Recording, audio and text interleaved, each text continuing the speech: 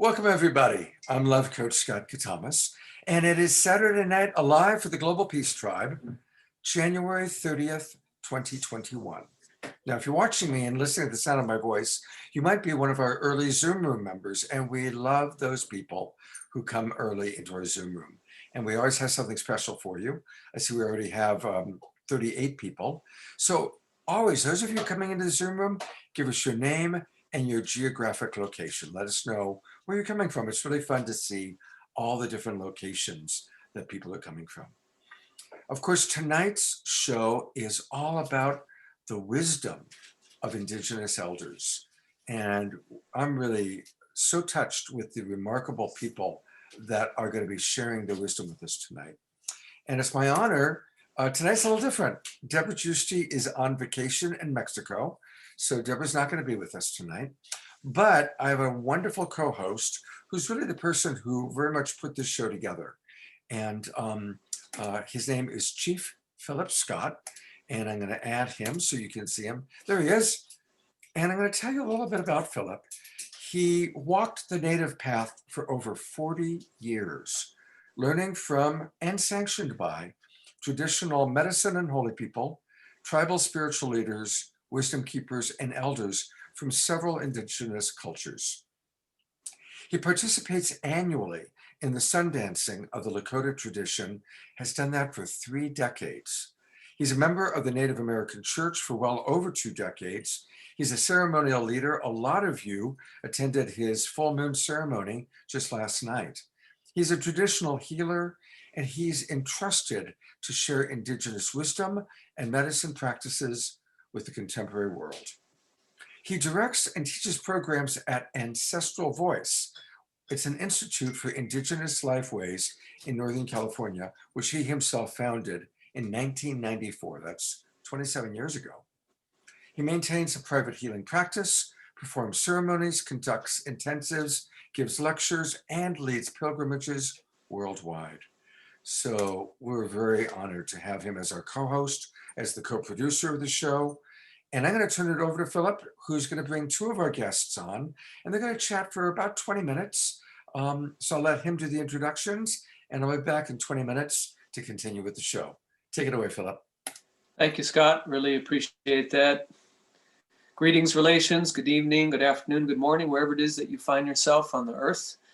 I'm very honored that Scott and Deborah and Jan and Jay have given me the opportunity to share the rich Indigenous wisdom and traditions that I've been exposed to through the colleagues and friends and family that are going to be here this evening and showcasing their way of life.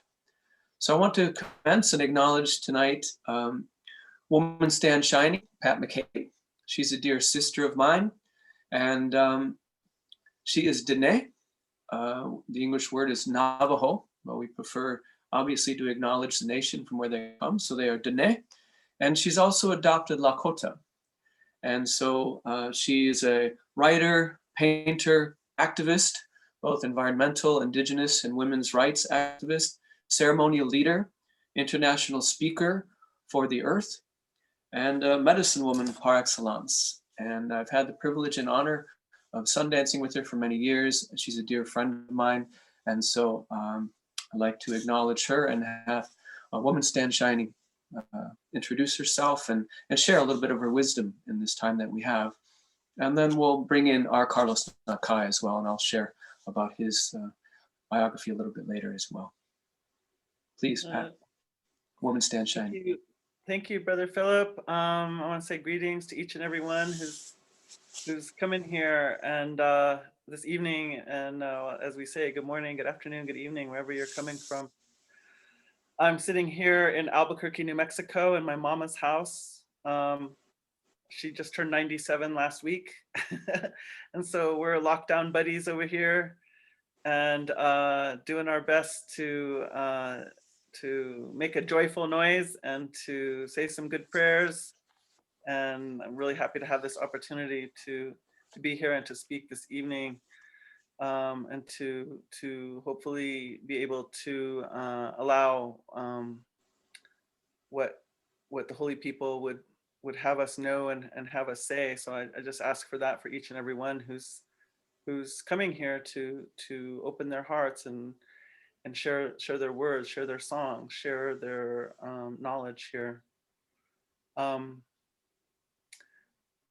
guess, I wanted to start out this evening by talking a little bit about paradigm.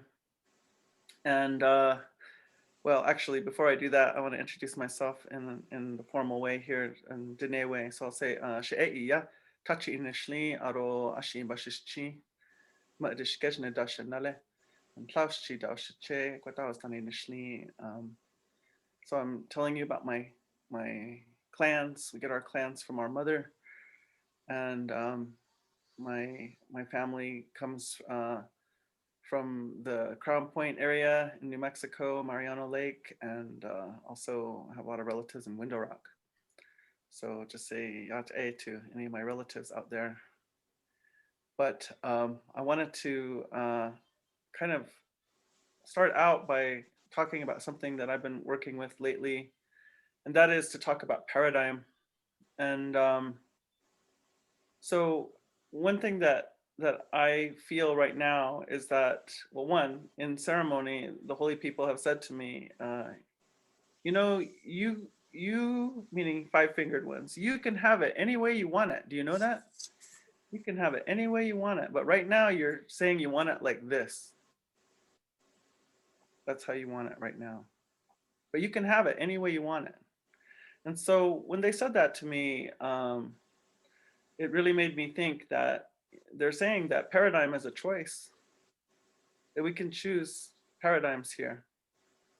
And so before we begin this evening, I just wanted to talk about my experience, and maybe some of the other panelists and people who are going to share this evening have the same experience. But it's sort of been, well, it has been mandatory for me to participate in two different paradigms in this same place, on the same Mother Earth, the same water, the same sky, the same holy star, the same sun. And so what I mean is that I experience being human here in two different ways. And so for a lot of my life, that created some difficulties for me, hardship, difficulties, and but what I see now is actually it's quite a privilege, because there's many people in the world that don't have another paradigm. They can't slip out of modern world paradigm. Sometimes I call it the power over paradigm, in which one must have power over another. One must beat somebody else out in order to just have what you need, basic things that you need. That's the nature of that paradigm. And so it's not conducive to cooperation or collaboration. And so I realized that there are many people who were born into that paradigm, and they come from generations of those who also were presented with that was the only reality there is. And so for me, it's actually a great privilege to be an Indigenous woman, because there's a whole different paradigm that I get to be, that I participate in. And actually it's my primary way of understanding about how to be human here. And so I want to just start out by saying that I really ask you to, well, one, I thank you for being here, but maybe I ask you to open your heart and open the eyes of your heart and the eyes of your spirit to hear, because you're going to hear from this other possibility of being human on this Mother Earth this evening, from lots of different perspectives, lots of different people here. And so, it's not some kind of fantasy. It's not science fiction to think that we can be a human being in a different way here, in a completely different paradigm, because I live it every day.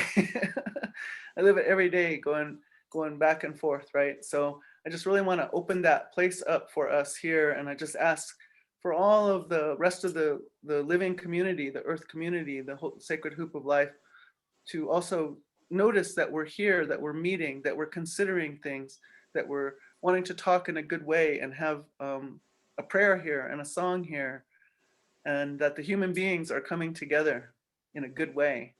So I reach out to the whole larger community and also the spiritual community. And I ask that all of our helpers, teachers, guides, healers, protectors, providers, playmates, encouragers, comforters, that they all come and be here with us and open us up to each other in a way such that we can participate fully in the very highest possibility for life, light, and love here, tonight, right now. Oh, thank you, sister. I- I really deeply appreciate your wisdom and just the way that you walk in the world. So before I introduce our Carlos Nakais, want to respond. There was an inquiry in the chat whether there will be Indigenous representation from South America. And I specifically selected, my friends and my family, who embody the wisdom of North America and Central America. And we will have other gatherings in this evening, in future events that will showcase the wisdom from the Indigenous peoples around the world. But I felt it was really necessary for us to come here, back to Turtle Island here and to Mexico, and to really honor the wisdom that is here on the land in which we dwell, and the rich wisdom and traditions and cultures that exist here. So stay tuned for future events and gatherings that will invite Indigenous peoples from other parts of the world. But there's so much here within Turtle Island. The wisdom is alive, and the ceremonies are continuing. And so it's important for us to respect what is already intrinsic here in the land and with the people that are here. So with that, I just want to come in am for deeply honored. I just want to come in for a quick moment. No, I'm kind of jumping in because since that came up, I just want to acknowledge Jay Mayer, who's our executive producer and sponsors us. And Jay has kind of answered the call. So on March 27th, we were going to do our next Indigenous Elders show. And that's going to be more of an international. And already Jan and Jay are gathering elders from countries outside of North America. So I just want to acknowledge that. And I'll put the spotlight on Jay just for a second. Everybody twinkle Jay, our wonderful executive producer who makes this possible. Thank you so much, Jay. Okay, so March 27th is when we will have the International Indigenous Elders. And I'll leave it back to you, Philip, to continue on. Thank you. Thank you. So I'm really honored to introduce our Carlos Nakai. Certainly he was an inspiration to me when I was a young man. And he's the world's premier performer of the Native American flute, without equivocation, without question. He was introduced to the native flute back in the early 80s. And he's a prolific composer, performer, and he's released more than 50 albums in his career, quite illustrious career. He's also collaborated with musicians in other genres and styles. And his desire is to communicate a sense of Native American culture and society, which transcends common stereotypes in the mass media and in the collective at large. So our Carlos Nakai, we're deeply honored to have you on the show and for you to share and showcase your wisdom as well. Thank you. Mm-hmm. Well, thank you for the invitation and everything with everyone, and it's good to be here.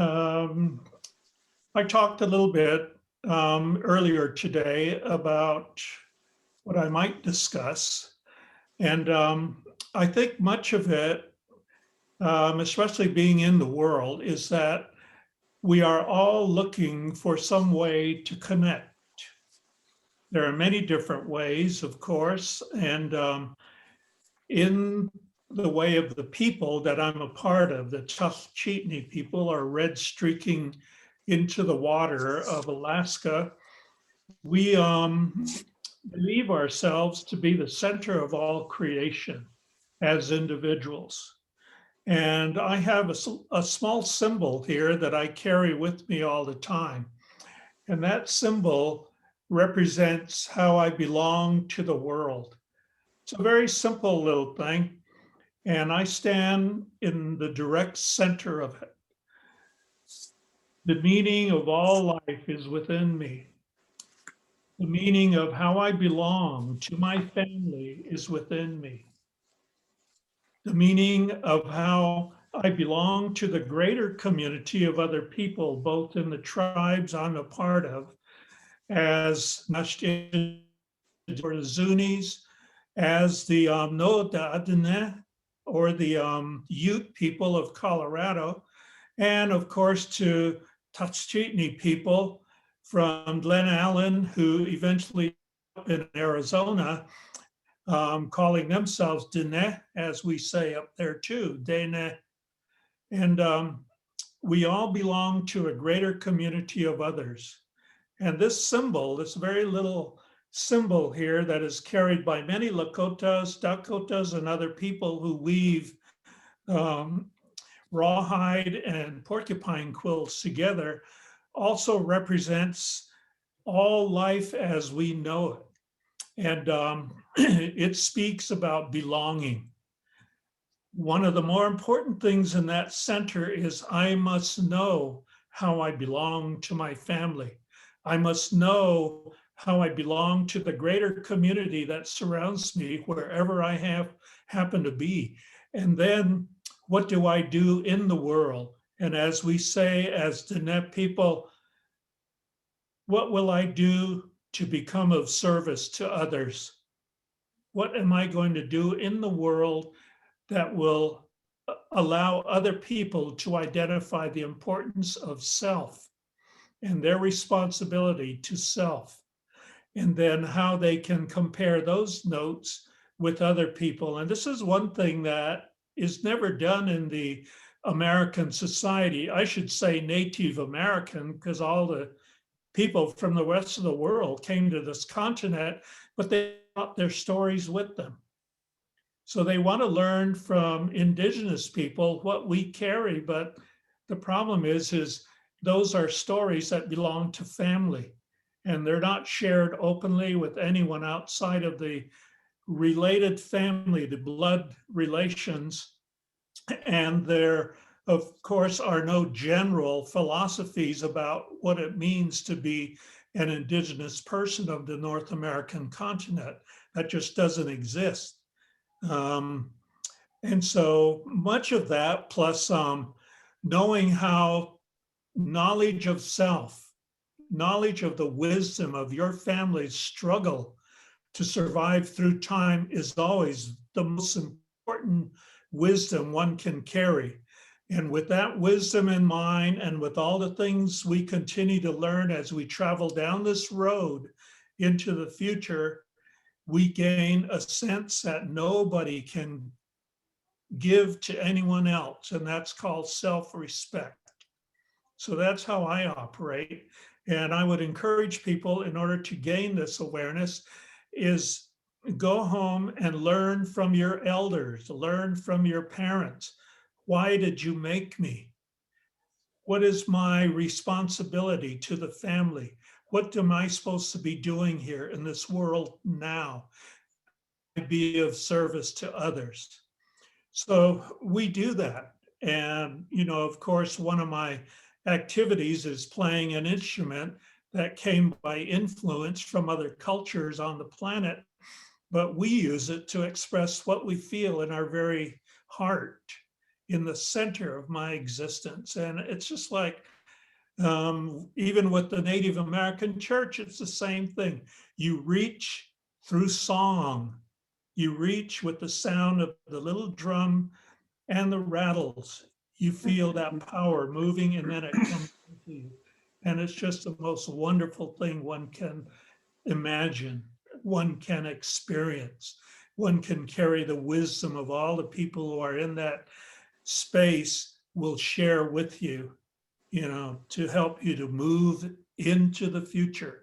We say, going to the morning star. Mhm. Oh, beautiful. Thank you for your wisdom and for your service to this world, for the gifts that you have shared with the people through the magnificent mellifluous flute and that you have been an instrument that has allowed the source to flow through you.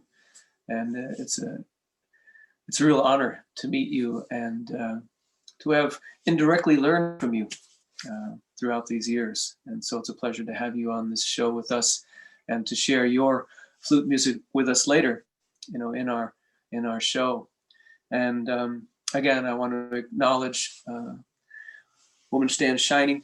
Thank you to Pat McCabe for your walk and your service in this world. And again, to echo, what has been shared here, that we all have original instructions. We all have a gift, and we can connect with our families and our traditions and our heritages to allow the remembrance of our purpose and reason and mission for being here, and to live that so that we can allow this world to become a better place. And so I really enjoin all of the listeners this evening to really drink deep from the paradigm and the wisdom that Woman Stand Shining was sharing about, I call it two-eyed seeing, that there's a capacity for us to live the indigenous way of life. And this truly is a way of life, for all of the speakers and the presenters that are in this show this evening.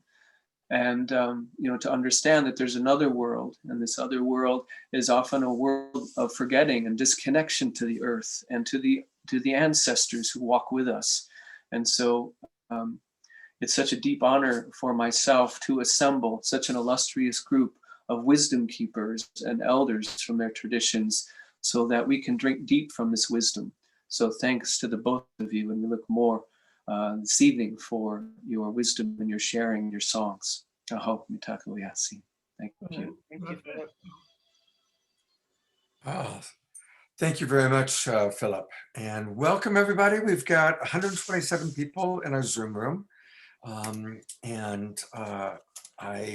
just really excited. And we've got some really remarkable elders who are going to be speaking, and some wonderful musicians. Joanne Shenandoah is coming back. And we're going to introduce you to a new musician for our show, Shade Johnson, and then several amazing elders. So it's going to be a powerful, powerful show. Want to remind everybody that the chat box is a wonderful way to connect. And so for our presenters, our participants, it's a great way to go back and forth and share with each other. I also want to just ask that we are a nonpartisan, non-political organization. We are an inspirational variety show. We're here to inspire. And there have been some times that people have begun to use the chat box to put in their political beliefs. And so I want to ask people just to please be respectful. If you want to express a feeling, that's great. We love it when people respond to how they've been inspired by what they've just heard. For example, I really was inspired when I just heard our Carlos Nakai, what he said. I was like, yeah, even though I'm not Indigenous, I'd love to, I wish I could ask my ancestors more of those questions that he brought up. So let's use this show for inspiration, and always to be polite and respectful. And if somebody puts something in the chat box that is different from the way you believe or think, hey, that's okay. That's what makes America a great country, ideally, is when we can express ourselves without being attacked or judged or made wrong. So just really want to emphasize that. And let's remember that God gave us 2 ears and only 1 mouth. So let's listen. Let's really listen. There's going to be beautiful wisdom, wonderful medicine shared with us tonight. And we're eager to really hear that and listen to it and be inspired by it. We've chosen these presenters because they have wisdom, and they have wisdom that comes down from many, many, many generations. One of the things I so admire and envy about Indigenous culture is their connection to ancestral wisdom, ancestral lineage. And so just wanted to say all of that. And now it is 6 o'clock, so it's about time for us to start the show. One last thing for those of you in the Zoom room, welcome. We've got 170 people now who've come in the Zoom room, and please let us know your name and where you're from. I see we have people from Boston, New Mexico, Ashland, Oregon, California, Connecticut, Brazil. So all over the world joining us, and that's really exciting. And I'm now going to get us ready to go live on Facebook and to start the show.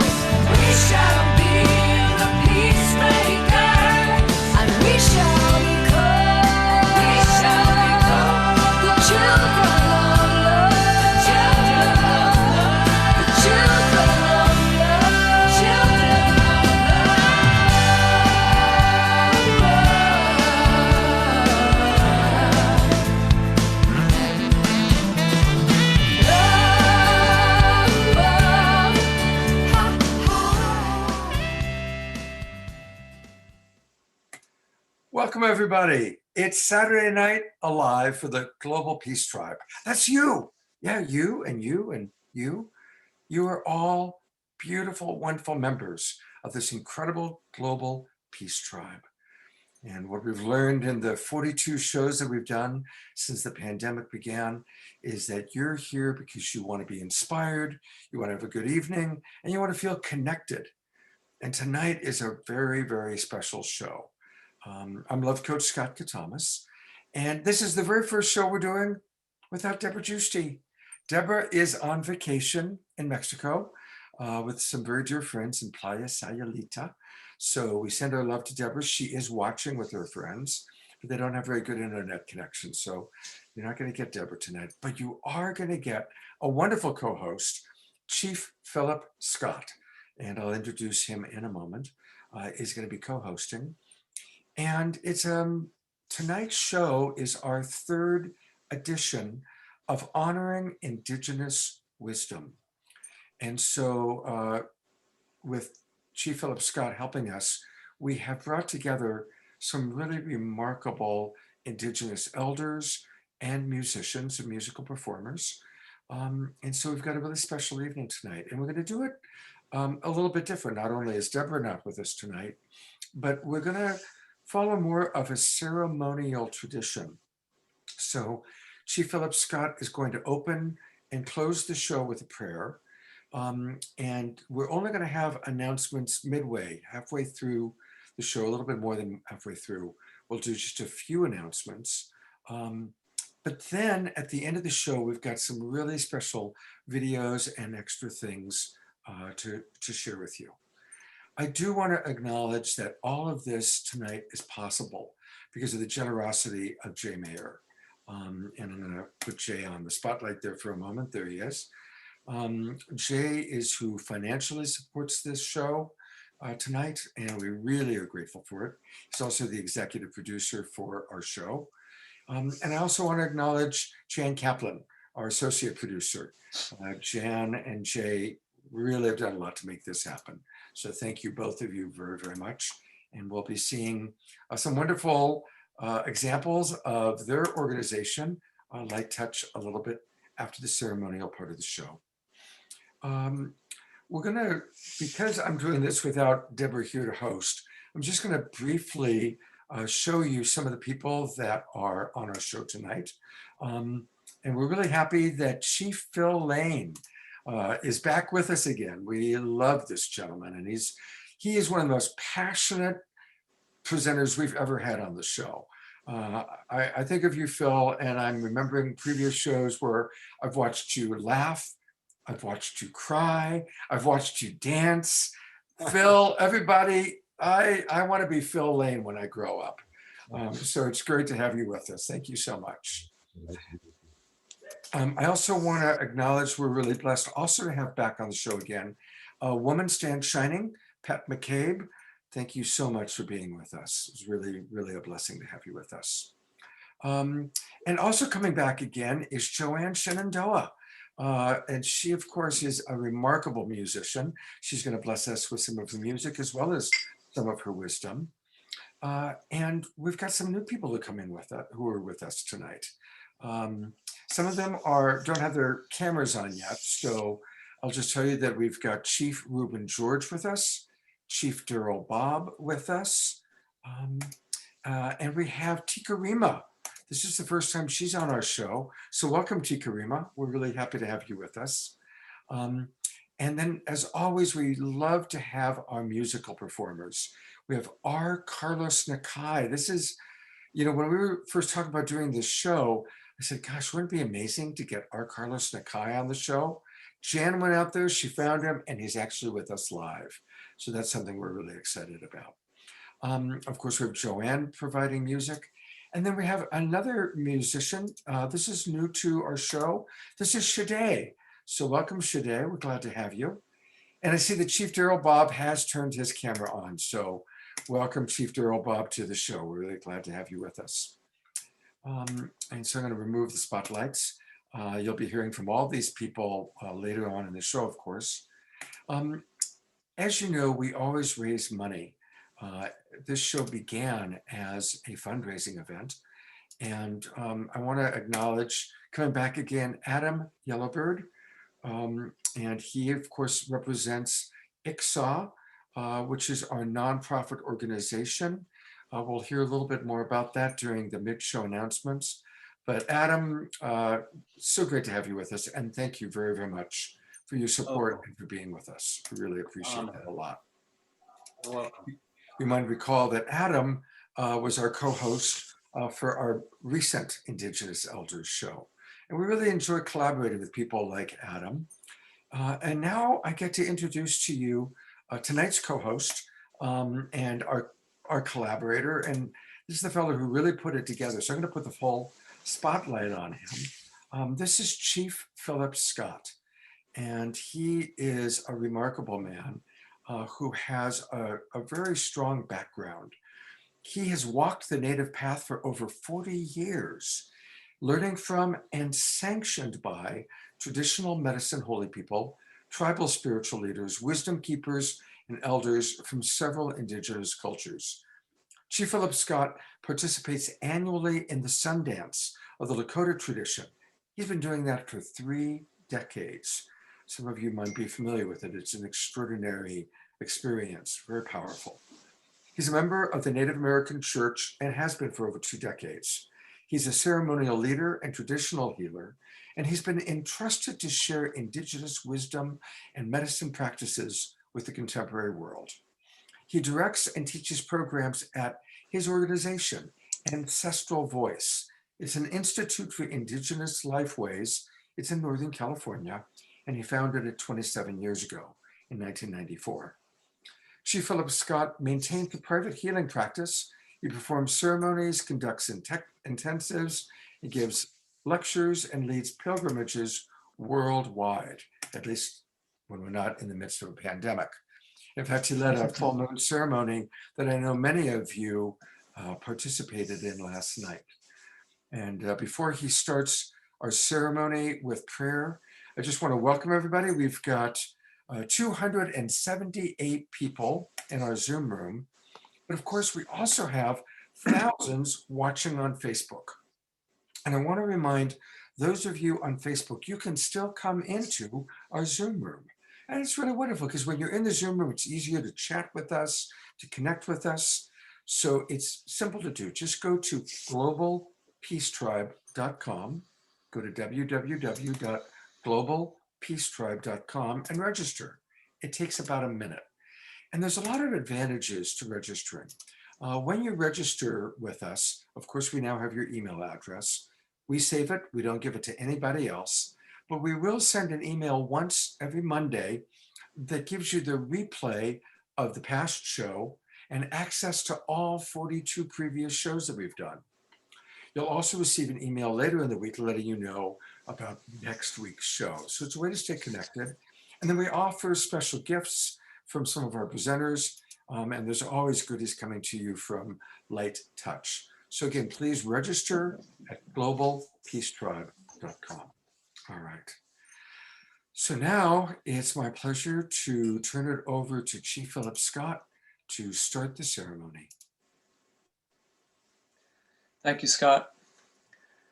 Good evening, good afternoon, good morning, relations, wherever it is that you find yourself here on this blessed Mother Earth. I'm very honored to be able to share this evening with all of you. I want to express gratitude to Scott and Deborah, Jan, and Jay for the invitation to be able to assist in the production of this show.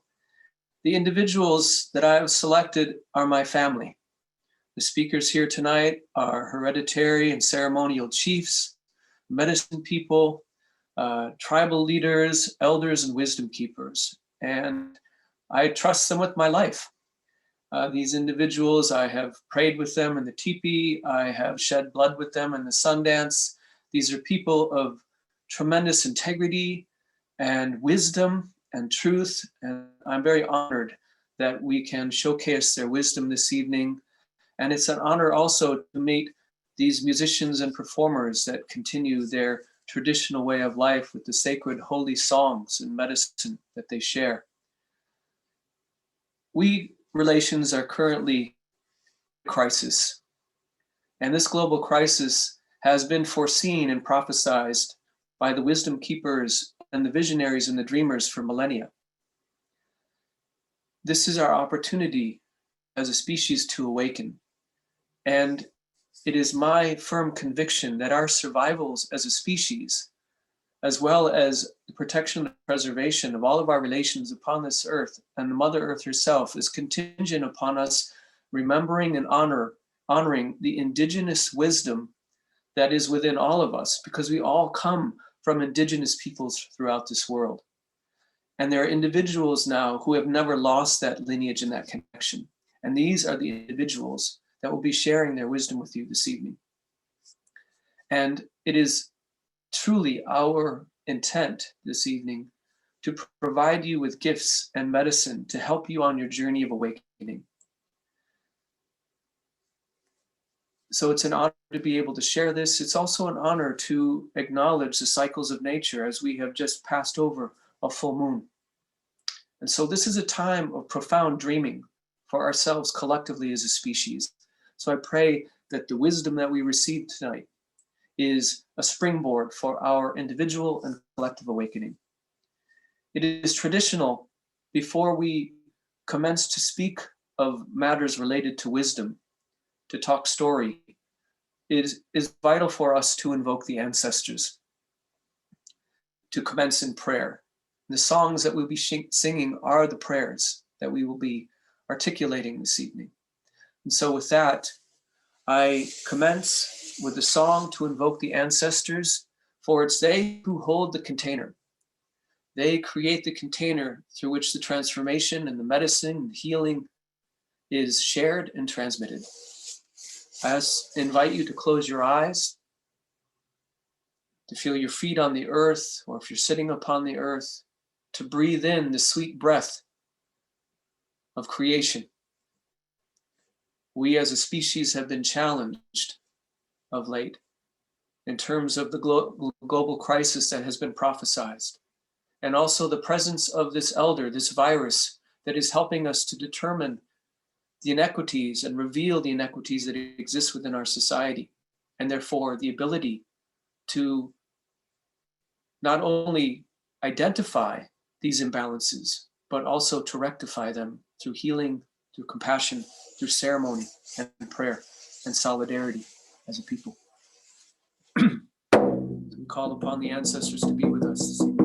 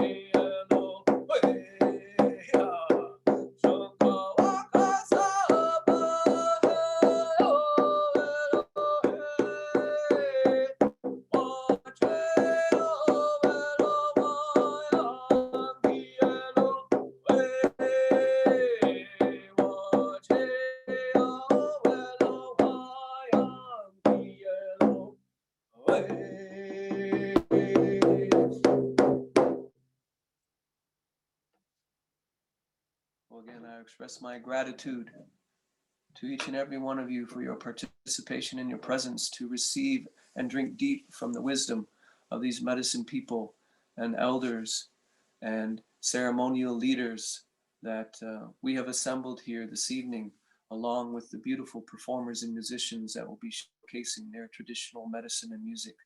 So I want to express gratitude to each and every one of you. My ceremonial name is Shokawa Kansapa, which is Lakota for black horse. And I'm of mixed ancestry, both indigenous and European. And so we bring this all together.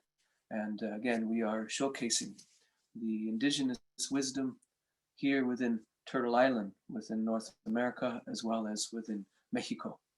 So I thank you all for your presence on this show. And I look forward to having you all receive the beauty that awaits you. Aho, mitako yasi.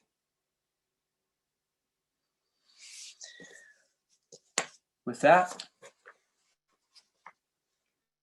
I'm deeply honored to invite my uncle, Hereditary Chief Phil Lane Jr., to be on this show. He is of the Deloria Hihan Wichasha Tioshpae of the Ihanktawan Nation of the Ocheki Chakowin. He is also an enrolled member on the matrilineal side of the Chickasaw Nation. And he is my uncle. I prayed with him. We have shared blood together in the Wiwangwachipio, the sacred Sundance. And I truly, deeply appreciate his vibrancy, his vitality, his passion, and his wisdom. He has been serving people from all over the world for over 54 years. And in 1982, he founded the Four World International Institute. And I regard him as a global ambassador for indigenous wisdom and knowledge and praxis. And he has been recognized as a human and community development leader. And he has been involved with indigenous and social issues and environmental issues for decades. So, Uncle, I am honored to have you share your wisdom and your medicine with us at this time. Well, Toshka, thank you so much. And Jan and Jay and Scott, you're doing incredible with this program. So enjoy being here. So enjoy being here. You know, Mitaki Epi, my beloved relatives, we are at this time long prophesied. The moment of choice. Do we continue down the path of disunity, hatred, interreligious, interracial conflict, this road of greed we can see so highlighted in the last 500 years of the colonial system that believed that only physical power and Western science was the answer to human happiness. We can see the answer is very clear, because all of us have had a chance to get a taste of that journey. On the other hand, we have that path that transcends assimilation, transcends resignation, transcends conflict. The fourth way, that path that rebuilds broken trusts, the path of forgiveness, the path of compassion, the path of justice. If we go back to the foundation of how we can draw upon our indigenous wisdom, I think indigenous, by the way, we're all indigenous to our Mother Earth here, all of us. I think it's a part of this awakening that has to happen. We all are children of one father and one mother, as my father would say. But if we go and to understand this concept, the prior unity and oneness of our human family and all of life, and the hurt of one is the hurt of all. And the healing of one is the healing of all. The honor of one is the honor of all. That, from that fundamental understanding of oneness, we then understand as well the soul, our soul, has no ethnicity, has no gender, has no division whatsoever.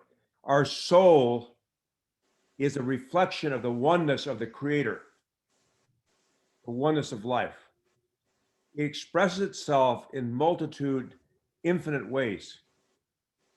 As we can see, the beautiful oneness of our Creator expresses itself in so many diverse multitude of ways in this creation that's beyond really our any way to understand. And yet now science is caught up with the understanding when Black Elk said, Hapa said, the center of the universe is everywhere. Now quantum physics is beginning to understand how that in fact is true. So we begin seeing now as part of the journey forward is the coming together of science and spirituality. We're going to see so many innovations, so many ways to enhance our human family and our human spirit unfold. But it needs to be able to come, I believe, again, from this understanding of oneness. Oneness. With oneness, we understand there's justice. There has to be justice for all. And where we see this great mistake was made, it was wonderful that the founding fathers, quote unquote, of the United States of America went to the Haudenosaunee, went to the Iroquois Confederacy for the foundation of what we call the US democracy. And so you had this group of men, all Protestant white males, landowners, building a constitution, the equality of all human beings. And two things were left out, very important here. And this is why we have to think about these things as we move forward. One, spirituality. The foundation of the Iroquois Confederacy, the foundation of the great Oceti-Sakowin that comes from the white buffalo cattlemen, the foundation of those relatives that still are strong in Mexico that come from Quetzalcoatl, all come from these sacred teachers that have given us this understanding of oneness. And that's why it's on one hand, it's so important to understand that every tribe, every nation across the Americas and beyond, indigenous people are unique in their expression. And yet you can go anywhere across the Americas and you'll find the same elements of ceremony there, symbolized in different ways. Father Sky, Mother Earth, the four directions, the four elements. That's why again, you see this incredible alternative rising of the union of the condor, the quetzal, and the eagle. I mean, just imagine a little over 500 years ago, there existed across the Americas an incredible, enlightened, spiritual civilization. The most enlightened that has ever been known in history was right here across the Americas. And from this incredible civilization, and it's called by different names or whatever, but at the heart of it, in the great Inca Empire and throughout that whole area, and you find the same prophecy. It was called the union, the condor and the eagle. For some, the condor, the quetzal, and the eagle. And here you had over 100 million indigenous peoples living here in relative peace and harmony. Now, there wasn't conflict, but relative, the rest of the world was going through. 80% of all the food being eaten in the world today was domesticated by indigenous peoples. Out of 110 psychoactive medicines, 100 come from the Americas, because in unity and harmony, great things unfold. Now this union is arising and coming back. Now we have digitally connected 78 million indigenous people. We're now building the backbone of an alternative system, because Mitakuyepi, this colonial system is collapsing and going down. You know, I wish, I hope and pray it goes down in the most graceful way possible. But from my perspective, stand in the strengths we have, and we have tremendous eternal strengths. Move to the positive alternative we wish to create without giving away our energy fighting the negative. To build anew. And I see that going for all the relatives here. I see the Saturday Night Live about this as well. It's about how do we put our hearts and minds together. And this goes beyond any kind of limitation here. Because again, as I shared, the soul has no ethnicity, it has no gender, and yet each of us have a special, unique gifts to share and contribute with the whole. But the problems you, are Uncle. clear. Yes, so we about there, Philip? Yep, we've come to conclusion with your beautiful wisdom. Thank you so much. And again, a warm love and handshake to each and every one of you. May this be the best day ever. Why not? Mm. Oh, Chief Phil, don't go away yet. Don't go away yet. And I do appreciate that Chief Phillip Scott is keeping us on time. So thank you for that. But there's so much wisdom that Chief Phil Lane and his colleagues have. And there's a very beautiful and elaborate website that they've built. It's the Four Worlds International Institute, but the URL is easy. It's just FWII.earth. Four Worlds International Institute. So it's the acronym FWII.earth. And there's so much information here.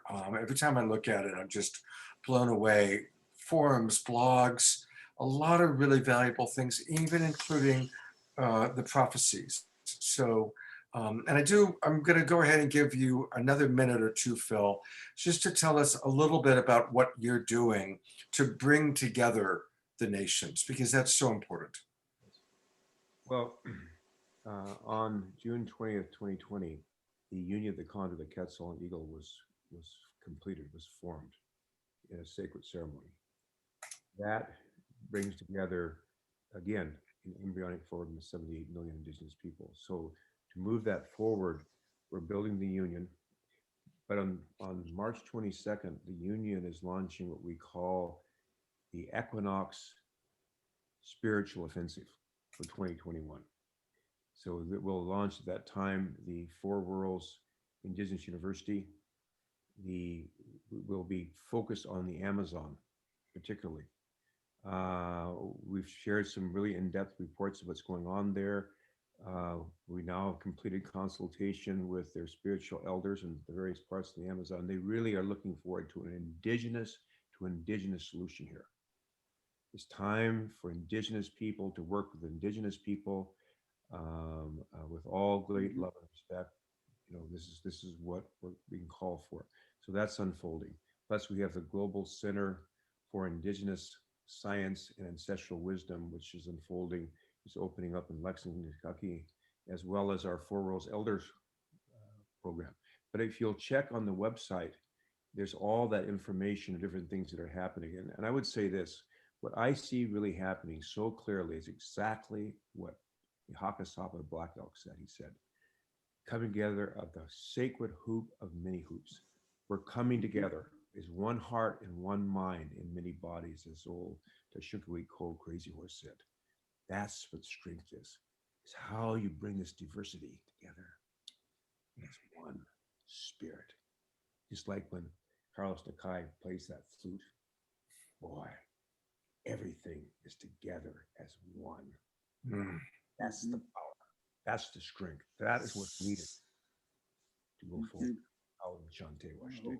Mano he medo chinupasapa he medo halvi chante washte. Thank you so much for that incredible message of oneness and all that you're doing to create oneness. Lila washte, Uncle. Lila washte.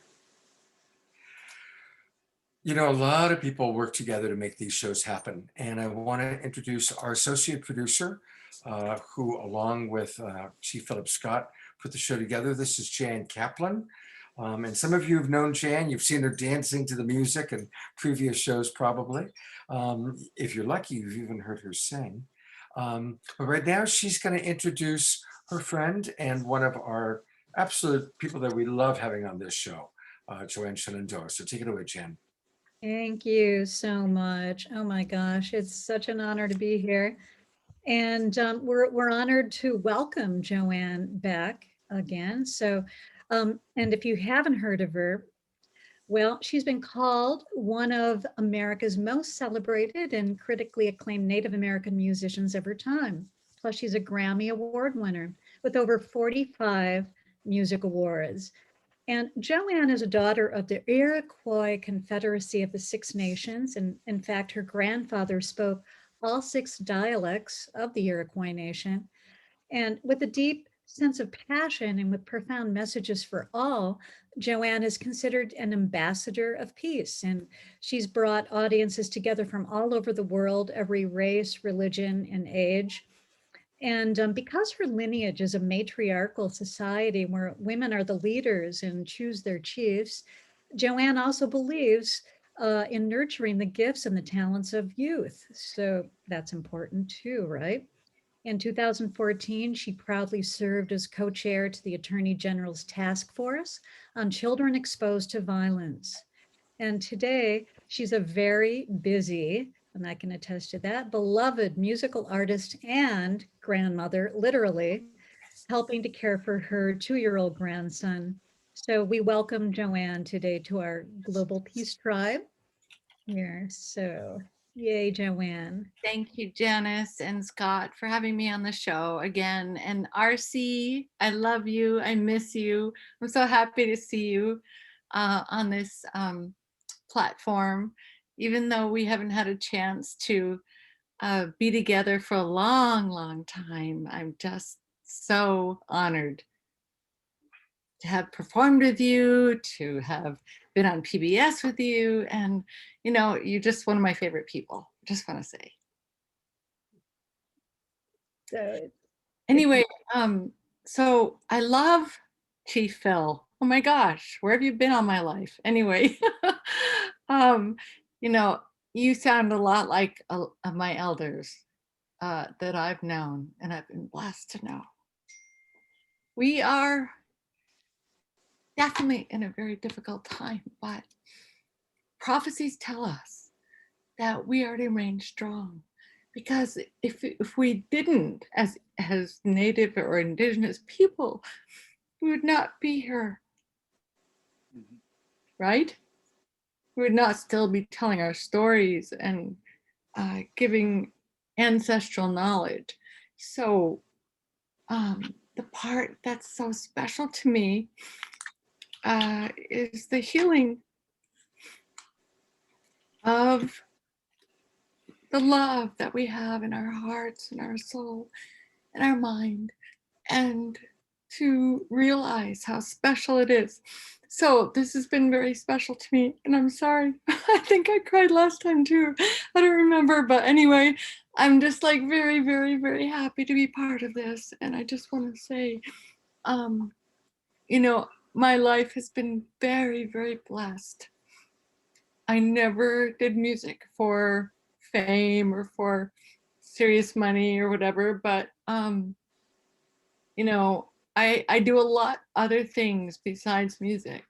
I have an institute that I helped form like 15 years ago, and now we have the largest collection of music that exists from the 30s, and we have sacred land that's been given back to us.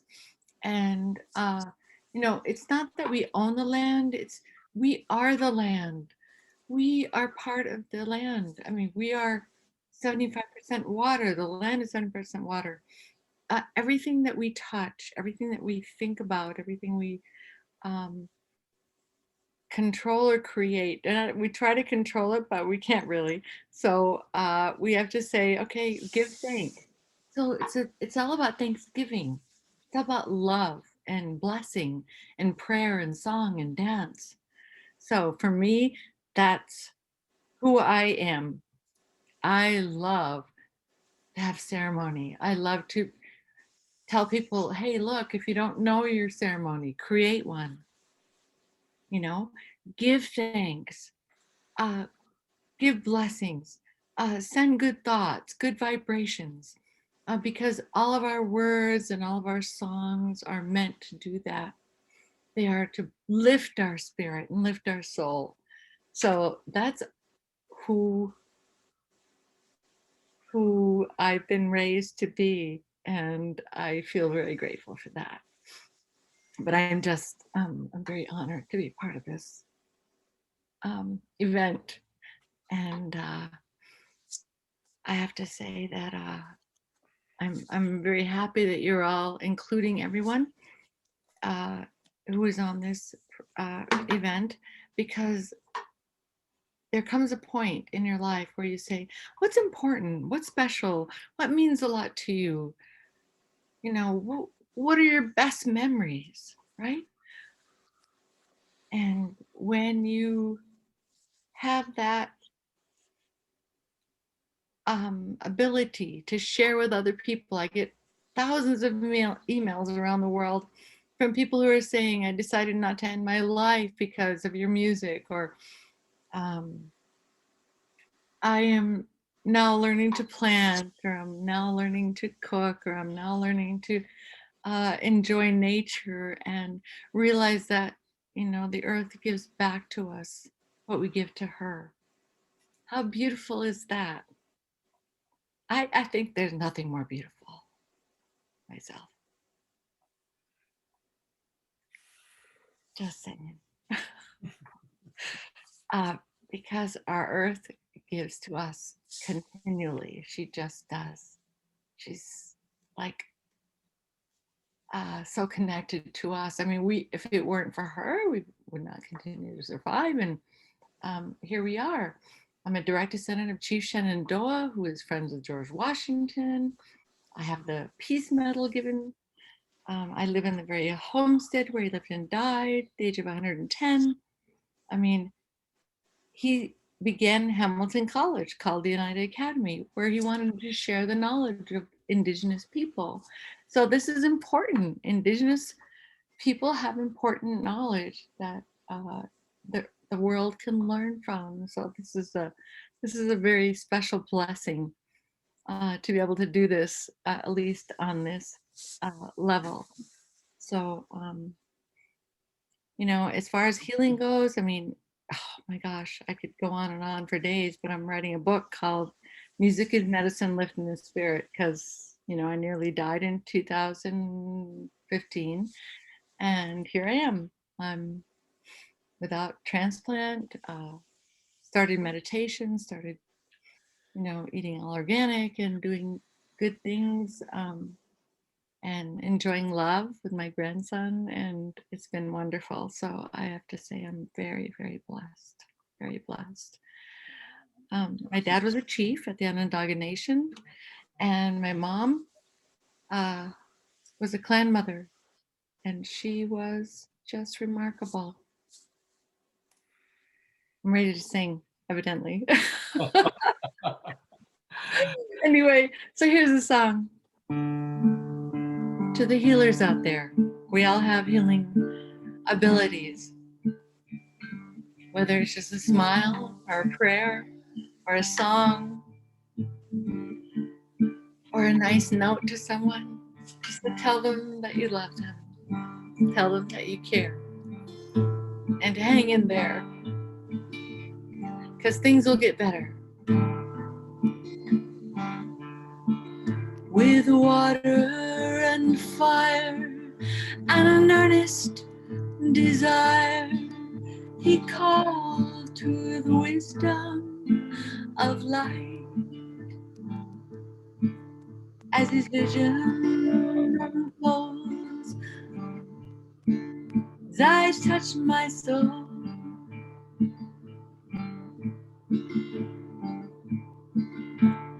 Find me, guide me, fill me with heaven's light.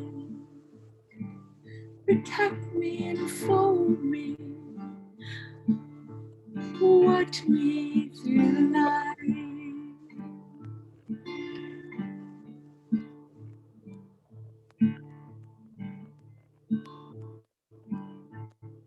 As he prays to the place where healing begins, he asked for the body to be whole, seeking truth from beyond. He sings a healing song. Through his hands he delivers to my soul. Find me, guide me, fill me with heaven's light. Protect me, fold me, watch me through the night.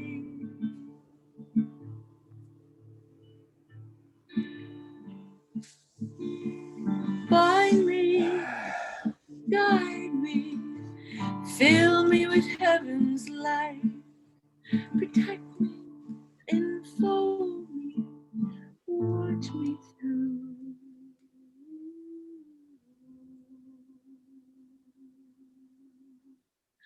the night.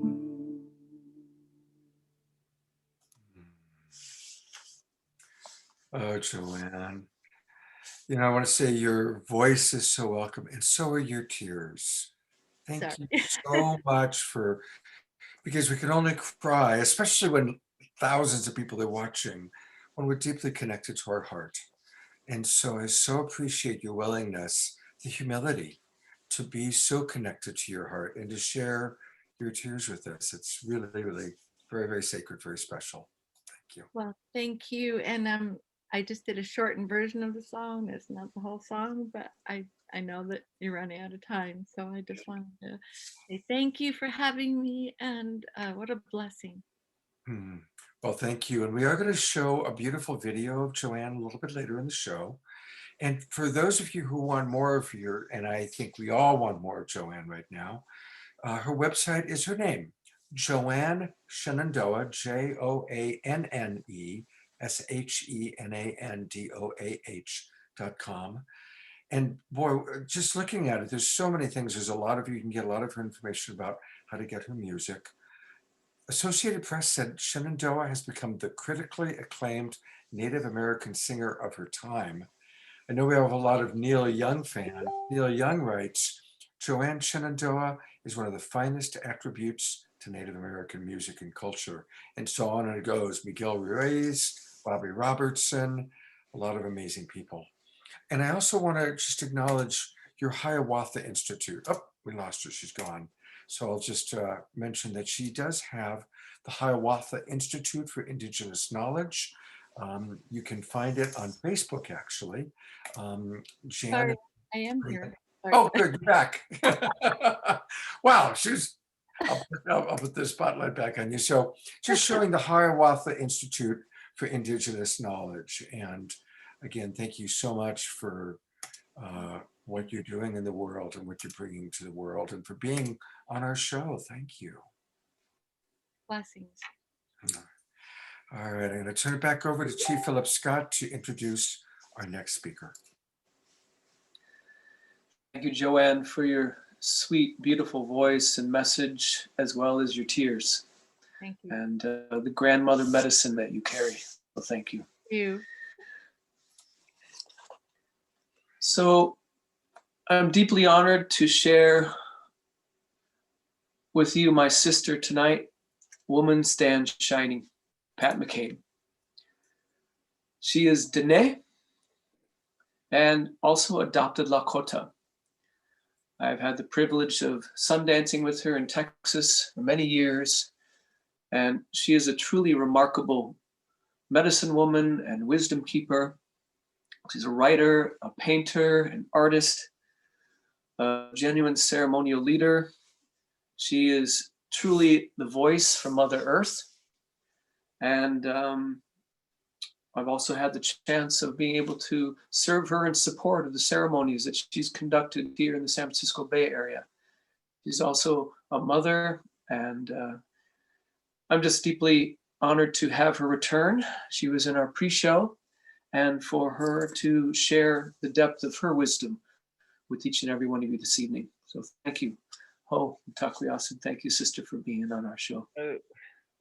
Thank you, Philip. Thank you so much for having me. Thank you to Scott and Janice, Jay, Deborah. Thank you for having us on the show. I'm really grateful that you're doing this Indigenous Voices show on a regular basis. It's really important, I think.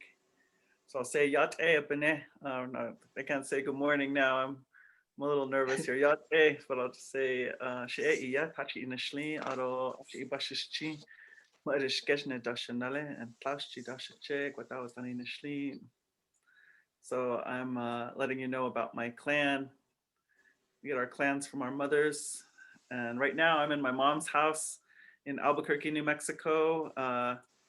She just turned 97 last week. And so we're locked down buddies over here and we're doing all right. So far, so good over here. But I want to acknowledge that, you know, many of our relatives are struggling out on the reservation right now.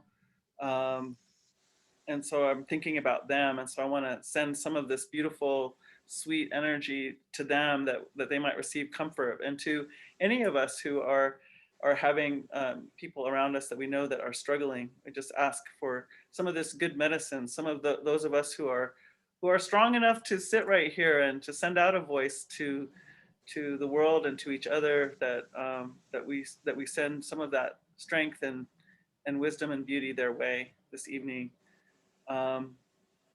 So I wanted to sing a grandmother calling song, and I'm thinking about what is essential to say in these few minutes here.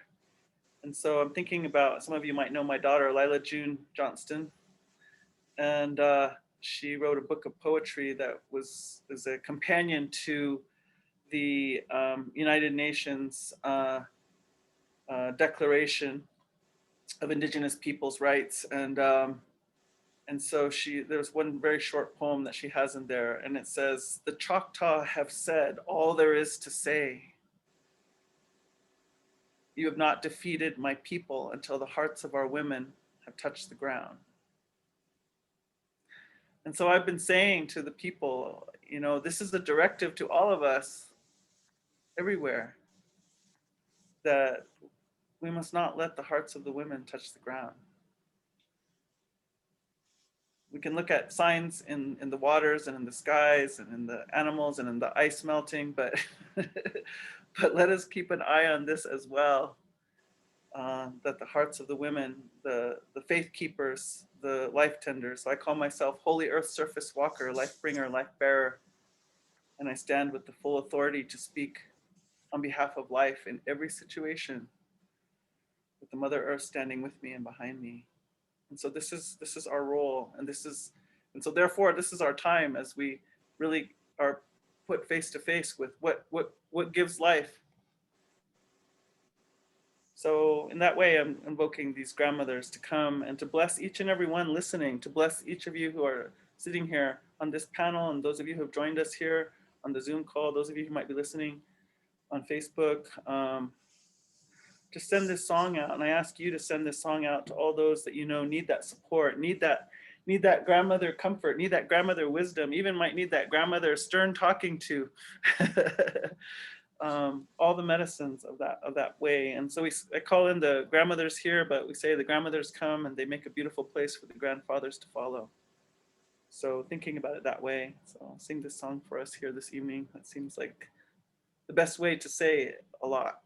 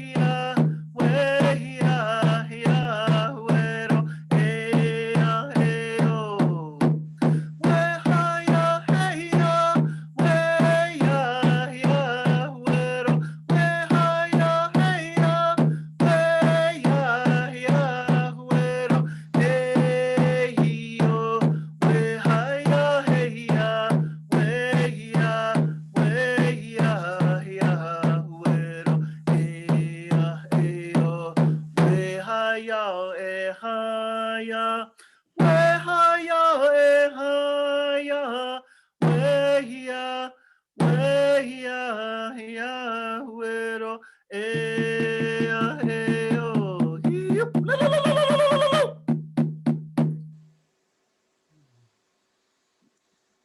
Oh, Wopilatanka. Thank you, sister, for your song and for the prayer to honor the grandmothers and their wisdom, their way. I think to maybe you can speak a little bit to this in the remaining time here. Certainly the Dene Nation, I know the Lakota nations and others are truly beleaguered by the pandemic due to the lack of access to healthcare in many situations. And so I was wondering if you can speak just briefly about that. Yes. So I've been working with a good brother who's been tending to about 40 families out in the Big Mountain area. And he reports that many of our elders who are living way, way out, traditional way, sheep herding, they're actually doing all right. Mm-hmm. So there's that proof in the pudding about Yes. indigenous old school way, you know. Mm-hmm. But it's the ones that are sort of in between worlds, you know. They're the ones Mhm. that are having a hard time with having, you know, multiple family members in one household. A lot of times people have been having to haul water, and right now even some of those water sources have dried up. Even the windmills are not functioning, and so we don't have a lot of water going, and so it's really hard to keep the sanitation levels the way they need to be at such a time as a pandemic. And so we're having some hard times out that way. We're losing some of our knowledge keepers. And what I want to say about that, you know, our ceremonial leaders too. And so what I want to say is, and this also relates to land back, you know, I was going to get a word in about that, but these things are related to me. And that is to say that, you know, if sustainability is the highest and most sought after technology on the planet, who should we be talking to? We should be talking to those peoples who've known how to live in one place over extended period of time, 1,000 years, 2,000 years, 5,000 years, 10,000 years, 20,000 years in one place in relative health and harmony and happiness, right? And so when we lose these elders, when we lose languages, when these cultures begin to deteriorate, we are losing the human library of understanding, a deep understanding of how to be here and choose sustainability. So this really, you know, needs to be on our radar, along with polar bears and whales and other species. We can look right amongst our own kind and see that, you know, it is imperative for all of us to be keeping an eye on what's happening with indigenous peoples. Mm-hmm. And that deep, deep understanding, and also the social technologies. Chief Phil was talking about this continent. So imagine when this was a single thriving entity, and all the cultures that were here, thousands of cultures, millions of people, and speaking languages unintelligible to each other, different cosmologies, different understanding of God or spiritual construct, right? And yet we were able to get along, and in fact, we were able to cross-pollinate and strengthen each other and share technologies on what modern world calls the trade routes that run from Alaska to Antarctica. But the spirits tell me, no, those weren't trade routes. Those were kinship routes. So you know, we've already had that example here, and so, you know, just to finish, to talk about land back, you know, what's so important. So for those of you who aren't familiar with that, you know, there's a lot of people working to give indigenous peoples back their ancestral homeland now. And sometimes that's done through gift. Sometimes that's done through people getting together to raise funds to purchase the land backs and gift it to the tribes. But what I want to say is that, you know, that really isn't only about restoring an attempt to at reconciliation, restitution, etc. That's also giving back to the people the opportunity to use the technologies that they had to maintain balance and harmony, not only for their own people, not only even only for their own region, but for the whole world and for Earth's relationship to cosmos. So this is what is key. It's a well-being for all of us. You know, I'll stop there before I get going too far. But thank you so much. Thank you, sister. Yeah, thank you. Appreciate your wisdom. And I've pulled Thank up you very the- much, sister. I've pulled up the website of what you were just talking about, the Right Relation Fund. And I know that Jan has been putting it in the chat box. But again, if you go to communitylearningnetwork.org/Right Relations Fund. And that's where you can learn more about providing this very important support for the Navajo families that have been impacted by COVID-19. So I really, really want to encourage people to go there and to know about that. And also, if you do want to learn more about Woman Stand Shining, Pat McCabe, she does have a website, and I'm going to take you to that one now too. Because again, we only have time to introduce these extraordinary elders and teachers, and we really want to encourage people to then go to their websites, learn more about them. And her website is her English name, Pat McCabe. There's two C's there, so it's PATMCCABE.net, patmccabe.net. And I want to again just thank you so much for blessing us with your presence, your wisdom. Thank you so very, very much. And Thank you, sister. And to introduce our next presenter, some music, I'm turning it back over to Philip. Again, my gratitude to you, Woman Stand Shining, for your light that you bring to the world, and our friendship means a lot to me. So thank you, and for bringing to light, the fact that often when our wisdom keepers perish and they pass into the spirit world, sometimes a library of knowledge and wisdom is brought to the ground. So I want to honor that, and thank you for your activism, both environmentally, with Indigenous justice, as well as women's rights. So thank you for that. Not long ago, I had the gift of listening to this remarkable woman.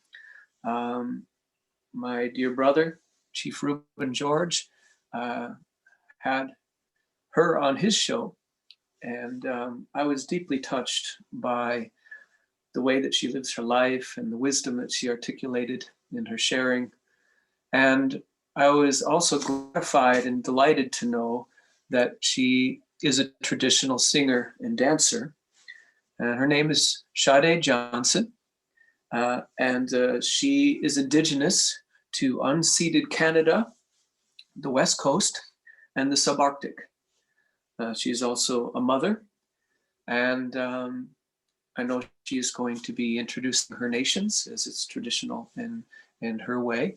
And so I'm very honored to present Sade Johnson to all of you, and thank you for being on the show and for sharing the gift of your traditional song with us tonight. Hello, good evening. Thank you for that introduction. I come to you from unceded Coast Salish territory of Musqueam, Squamish, and Tsleil-Waututh people. I am Coast Salish from Tsartlip and Okanagan on my mother's side. And my father's side, I'm Northern Dene, Northern Shoshone, and Han, and I belong to the Wolf Clan. I am a mother of 2 young children. I look young myself. I'm older than what I look like. And then I'm also a widowed woman. This is how I go about this world. And I'll be sharing with you a Coast Salish song for my people. How much time do I have? Just a reminder. You've got about 6 minutes for each of your songs. Okay. One song now, and of course one later in the show. Okay, thank you.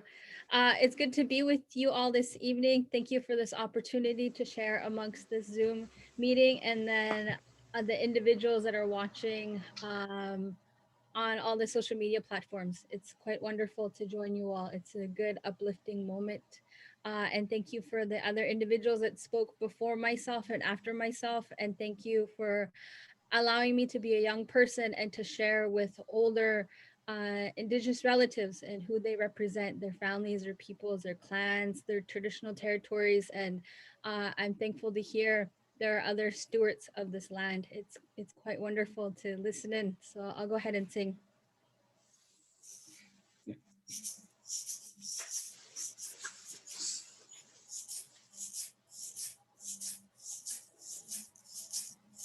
Hey, oh,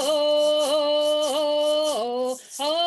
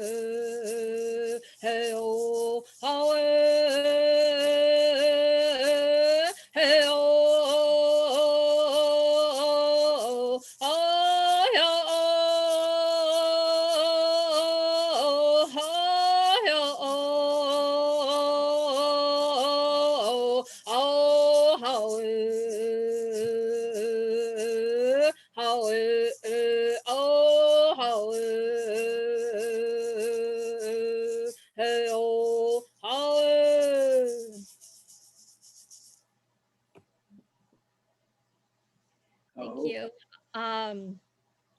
I will share that my family had a very close call with coming in contact with COVID this past week. It's very real to wonder if your elders and your children and everybody in your sacred home are going to become sick. And I just want to say that when I was singing, I was thinking of those people that are impacted by this right now, and sending them that good energy they need to continue to fight and continue to be in this moment that we're living with one another worldly right now. This is a very worldly experience. So I'm thankful to share this evening. We're okay. We're still in self-isolation. So thank you for letting me say that much. Thank you, Shade. She's going to be back. We are praying for you and your family at this time. Absolutely. She will be back a little bit later on in the show. And if you want to learn more about her, she's on Instagram at Shade, spelled SHADAE_J. And Jan's putting that into the chat box. Thank you, Shade. We'll see you in a little bit. And here's Chief Phillip to introduce our next guest. Again, thank you, Sade. And my prayers are with you and your family, as it is a very real reality for us to navigate these challenging times. So I'm deeply honored to introduce Chief Daryl Bob to you. I had the privilege of meeting him and his family on the beautiful land that he stewards up in British Columbia, when he hosts many sun dances as well as other ceremonies. And so I would say that I truly respect the fact that he and his family are focused upon the protection and the preservation of traditional Indigenous culture and identity of his family and his tradition upon the lands where he dwells with his family. And we're talking about very critical information and knowledge and culture that he is preserving and protecting and disseminating to all those that are open and receptive to learning from him. So they are in the process of currently constructing a healing ceremonial house on that land. And it is for the welfare and the benefit of all future generations. So with that, brother, I am deeply honored to invite you to share your wisdom and your knowledge with us. Thank you for joining us. Wow. I'll start off like this.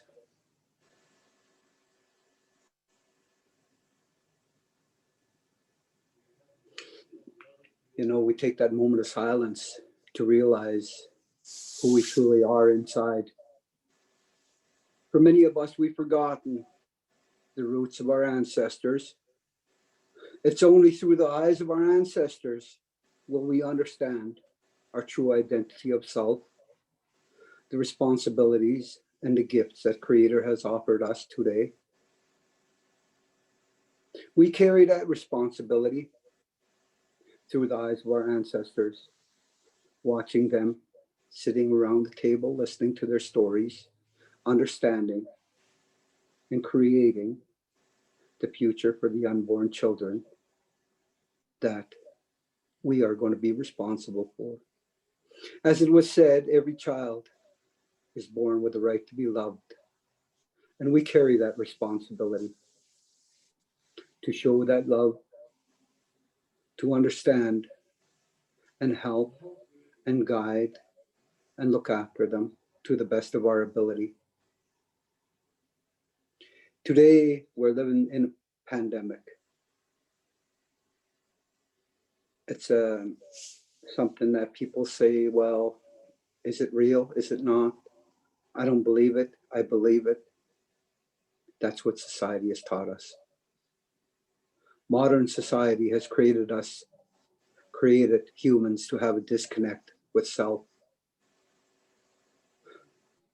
Today, we're dominated by television, news, and all of this. Thus, we forgot to just go like this. To sit in silence with self, to connect back to our spirit, the spirit of our ancestors, something that we need to do. Since this pandemic started, I always tell people, go and sit there and listen to yourself, listen to your spirit talk to you, get that connection back. It reminds us of who we are. It reminds us of that responsibility Creator has gifted us. It reminds us of the things that we have to do. We carry that responsibility to create change. What is that change going to look like in the future? We have a choice, as Chief Phillip said. I had the honor of being a chief in our community and in our nation for 8 years. I inherited something beautiful when I became chief. The foundation was laid by the chiefs that were prior before me. Chief Roger Adolph, Tamikush, Chief Arthur Adolph, in our communities. They started something with the elders called the Ecosystem Management Plan, a plan that's developed to ensure that we don't log our territories out and that we would always have water for our people, that we would have water for the land, for the people. And that's something that we take pride in. One of the elder counselors, Herman Alec, carried that knowledge. And the many other counselors that I sat with around the table always listened to the elders on protecting the water. The water is the most important thing that keeps the land alive, keeps us alive. Yes, people are buying water. How are they going to make that water when it's all gone? We have to give back to Mother Earth. We have that responsibility to give back to our mother. We have to carry that out, continuously look after our mother as she provides for us. Right now, she's just kind of giving us a little spank. reminding us that we're not doing our work that we were mandated to do. It don't matter which race. It's not an issue anymore. We've forgotten that real issue is how are we going to survive this next while as things change. That change is amongst that. We're living in that change now. We're not talking about that change. We're living it. What are we going to do to help with that change? We have to do it. We can't leave it to other people. You know, we can't say leave it to the government. Look where it's at now. Say the government's got to do this. No, no, no, no. They're not going to do it. Let them do what they do. Let's do the work ourselves. Plant a garden, plant a tree, can your food. Do that work. How many people are hungry in this world today? Even in our neighboring country there, the United States, people are hungry.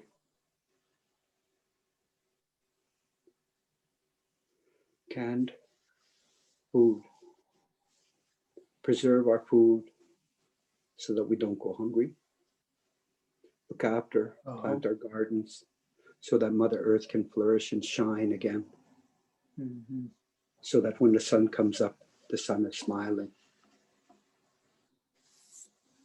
We carry that responsibility. When we rely on somebody else and we get let down, we blame them, but we forget ourselves. What did we do to make things better?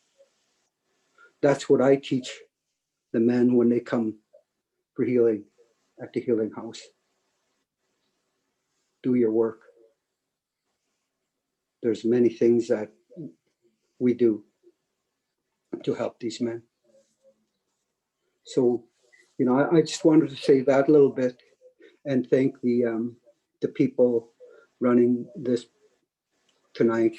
It's beautiful to listen to other people sing their songs, talk about the lives of Ukalmuk, the people of the land.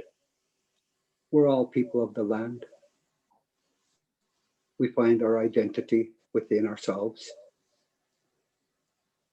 We have that in our heart that carries us with strength.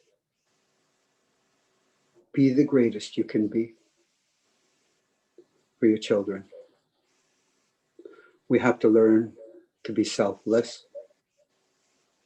There's too much selfishness in this world today. The greed is overpowering our ability to sustain balance on Mother Earth. So we do the work we need to do for other people, for all the people. Be the greatest man or woman you can be. We have to carry out the duties and responsibilities that were mandated to us by Creator to look after Mother Earth to the best of our ability. Being very direct. We are failing and watching our children suffer the addictions of this world.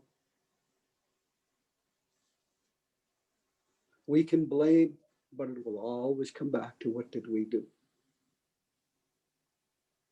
We have to share. We have to grow our society, the human family. In order for us to work together, we must learn to coexist. And that's a whole nother story I can talk about. But my time, Philip, I think is near. Is it near the end here? Yes, sir. Yep, brother, it is. Okay. Thank you for your powerful words. I would like to thank everybody. I'm giving you a handshake. And I want to thank you for supporting this tonight. And I want to thank you for being part of my life, whether it be through the web. Maybe one day we'll meet in person. Takamichnuknuka, all my relations. Oh, thank you, brother, for your powerful words. And I want to acknowledge your nation, Slatlium Nation. Thank you. And again, I want to put out an acknowledgement to all the water protectors who are putting their life on the line to protect and preserve our precious first medicine, the medicine that we have all been birthed into this world from. So thank you for that and for what you are doing to continue to protect this earth and our cultures. Aho mitaku yasin. I want to bring up the website where we can learn more about Chief Darrell Bob. It's wheeloflifesociety.ca. That's wheeloflifesociety.ca. And again, let's really write down these websites. Let's go visit them. Also, Chief Phillip Scott, I've been sending you a text message. If you could check your text message, that would be great.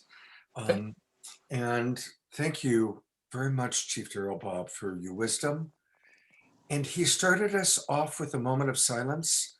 And I'd like to suggest that we do that again, that we conclude his time with a moment of silence to just digest the wisdom and the beautiful appeal that I'm hearing from this man.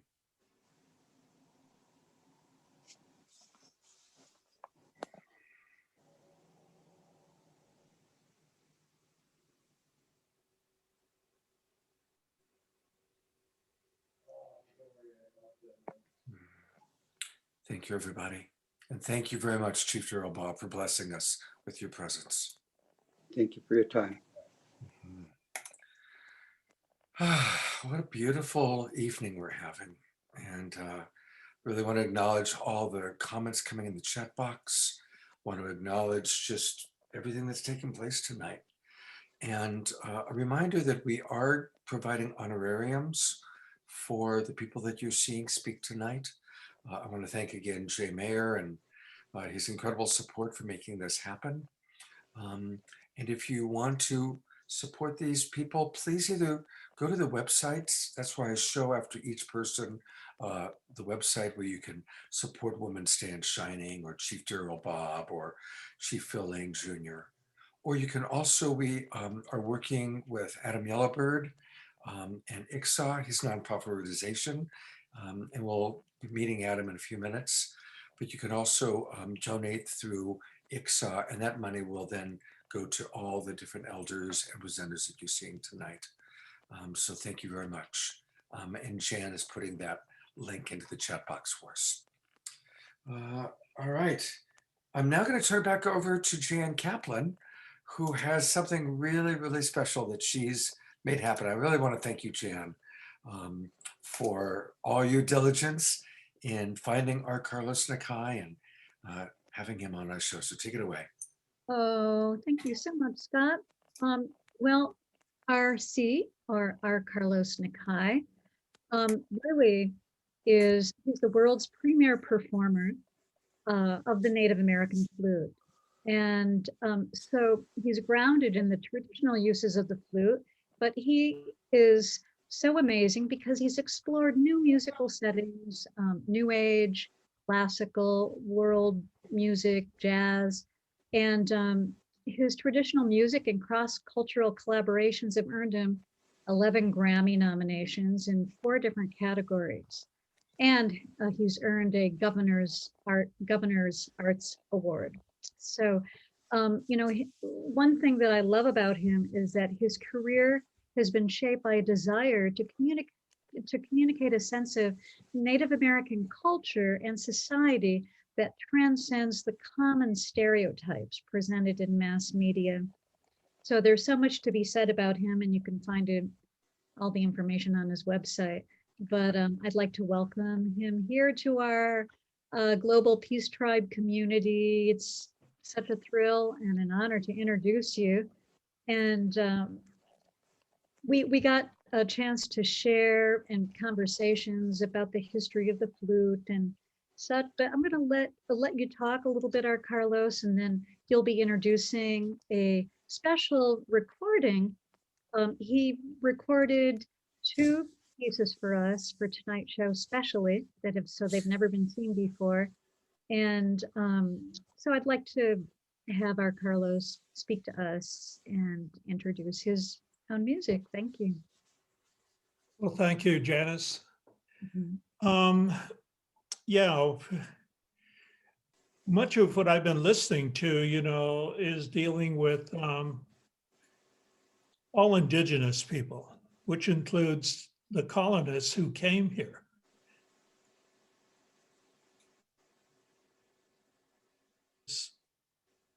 They didn't bring their stories with them. So there's a loss there because we have our stories. Many of them are still intact, but of the more than 300 peace treaties that were um, signed by tribal leaders all across North America and Canada, the responsibility has been reneged. And so, what does all this colonial stuff have to do with Native people when we were prevented from dancing, we were prevented from gathering as families and as communities to talk story, as they say, and to pass on this knowledge and wisdom to the young people. And now we're kind of in a lurch. And even with the other people who came, in my tribes, one of them, the Dene, we say, after we introduce ourselves traditionally, like we both did, both of us Navajo people, we also say, "Hashnadona, who are you? Who are your people?" And that's they are supposed to respond and tell us how they belong in their tribal communities, in their European, Asian, African tribal communities. And this is what my family does. And it's a matter of course, it still is with many of us. When we were prevented, the Kiowas and Comanches and other Southern Plains tribe were prevented from doing their ceremonies, their social dances. One of the things that we suffered with was having the flutes taken away from us. Even though they came from people making the pipe organs, we took those and made them our own instruments. I call them sound sculptures. And with that in mind, there's a group in Norman, Oklahoma called the Norman Cultural Connection.org who interviewed me one summer when I was up in Colorado, where Uray's band used to live in the old days. Their host on Friday, February 19th at 6:30 p.m. Central Time. And if you would like to view that, you can be in touch with the normanculturalconnection.org and talk to them about getting a ticket to see this pass or getting a pass to see the film. It's not totally done yet, but it talks a whole lot about survival of the flute. I play this instrument. Something happened after my military service, and I found this instrument and found that it was going to be relegated primarily to museum collections and people who could offer a lot of money to have an original Native American way to make this instrument available to everyone. And it will be played all over the world. And there are private collections now of the contemporary instruments, but the voice goes on. The voice of our social world, the voice of this is what I feel when I'm out there in the environment, witnessing everything that I'm a part of. I'm witnessing all life and I'm a part of it. So enjoy the flute song. The flute melody and the instrument I'm playing actually went around the planet. And so I have one of those. So thank you, Dr. Harrington, and thanks to Janice for letting me do this.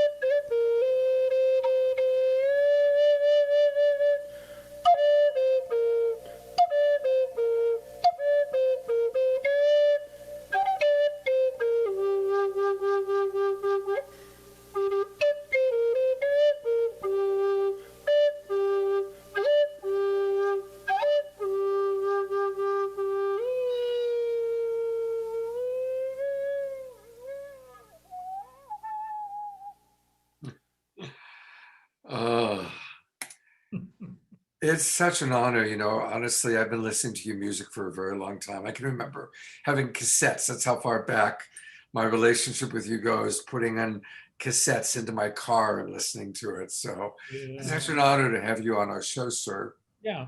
And I'm surprised my aura was showing. So Yeah, yeah. And you had requested the aspen trees, and I'd love to hear what the aspen trees represent to you, sir. well, this is an old summer campground of Uray's band up on what we call the Uncompahgre Plateau. And families of aspen, they call them pando. And the oldest one is more than 3,000 years old, and it's in California, an old, old aspen. I also have flutes that are made from aspen wood, and I have to go out and play for, and they really enjoy it. The leaves start shaking, and then I feel this breeze. So I think the aspens start the wind up there. So every time we're in our banya or outside, I say, please, people, we would like a little breeze. So that's what the aspens are all about. Well, thank you, sir. I want to just direct people, of course, to his website. And that's where you can look at his discography, which is amazing, and learn more about him and the beautiful heritage he brings with his incredible music. And his website is the letter R, Carlos Nakai. So that's RCarlosNakai.com. rcarlosnakai.com. And we're very blessed that he's going to be back with us a little bit later in the show to share a little bit more and for us to get to hear one more of his songs. Thank you, sir. And thank you, Jan, for putting all of this together. It's really exciting. So we're not going to do a lot of announcements tonight during the ceremonial part of the show. But we do want to thank all of you who are watching. We do want to thank our broadcast partners, especially want to thank Unify, because I know so many of you are watching on Unify. And there's still time. Come on into our Zoom room. We're only about halfway through the show. And so really want to invite you. Come on in if you're watching on Facebook. I know a lot of you are. Come on into our Zoom room. Just go to globalpeacetribe.com and come and join us. And again, I want to thank Jay Mayer for making this happen. And finally, I want to introduce Adam Yellowbird. Many of you may remember Adam. He was on our show before, and he was who kind of helped produce this show for us. Very similar to what Chief Phillip Scott has done for us this time. So, hey, Adam, welcome. Oh, Mitakuyapi, all my relatives, it's an honor to be here. Thank you. Are you enjoying the show tonight, Adam? Yes, I am. Yes. I recognize many relatives here, and true honor. I can feel the importance of what's being shared here today. Well, thank you. And so Adam is very generously letting us support our elders, the elders you're seeing tonight, the musicians you're seeing tonight, through his organization. And we're also helping to support his organization, which is ICSA, which stands for International Center for Spiritual and Ancestral Wisdom. Jan has been putting into the chat boxes on the Facebook page the link where you can PayPal. And it's, I'm going to also show that link right now. I also just want to encourage all of you to learn more about ICSA, learn more about all the ancestral wisdom that they are preserving. And Adam and his team are doing a really wonderful job with that. So, this is an opportunity for us to really learn more about these organizations and to find the best ways to support them. That's why we do this. I'm going to real quickly just go to the PayPal site that you can see, and I'll also read it. So ideally, if you can go to PayPal.me/ICSA. So it's PayPal.me/ICSA. me/ICSAW.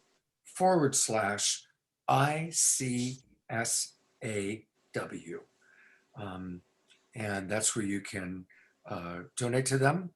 They're located out in Arizona. And thank you so very, very much for your support, everybody. We really appreciate it a lot. And we're just so honored to have all of these people with us. And thank you, Adam, for the wonderful work you're doing. God bless you. I'd like to also really impress upon everybody that for our speakers and our musicians, this is a way of life. That they are sharing that which is a part of their lineage, their tradition. You know, they have spent their lifetimes in the cultivation and the preservation of this knowledge and its dissemination in a respectful way. And so, you know, it's vital for us to learn the medicine of reciprocity.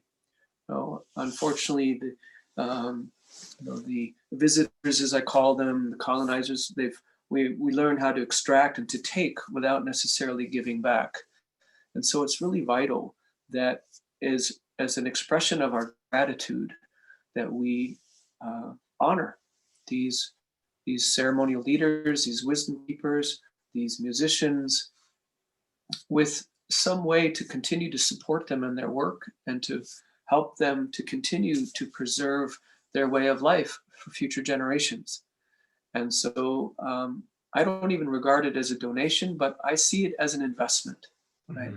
It's an investment in the future of Indigenous knowledge and wisdom and its preservation, but it's also an investment to know that you are receiving and what is a true, genuine gift, right? If we understand the history that has also been kind of intimated and shared here, you know, that this is also an expression of generosity from our speakers and from our wisdom keepers and from these performers to share this with the world for the preservation of our future as a humanity and as a global planetary being, right, with the earth and all of our relations upon her.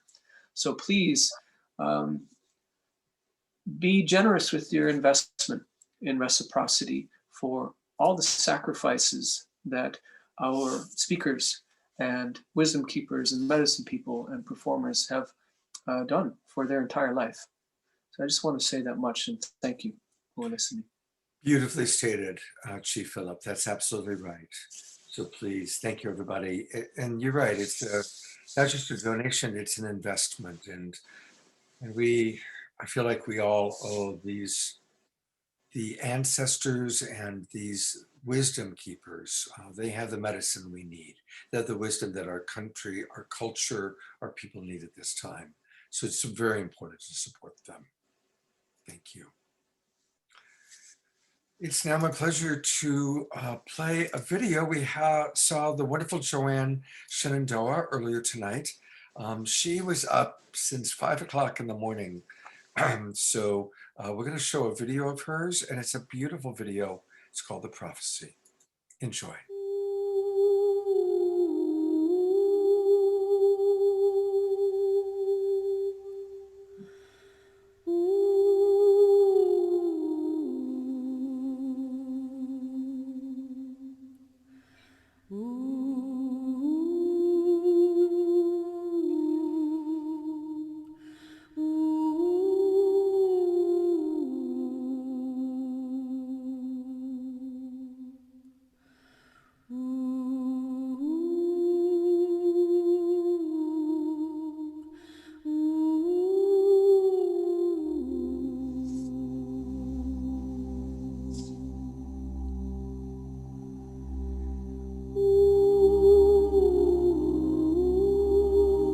We are now reminded to be aware of our place upon this earth and to fulfill our obligations to ourselves, our families, nations, the natural world, and to the Creator.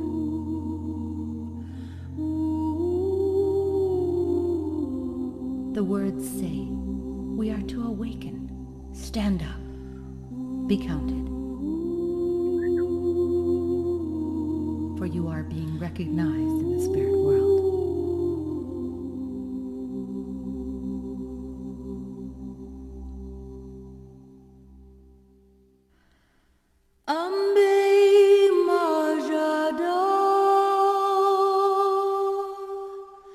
Give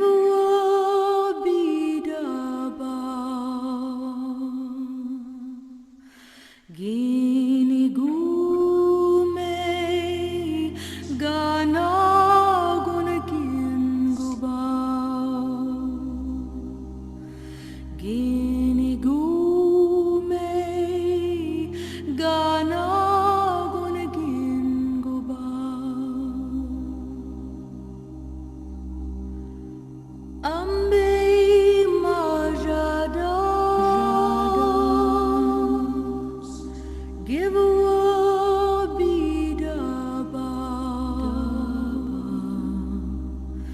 Gini gume gana gunakin guba Gini gume gana gunakin guba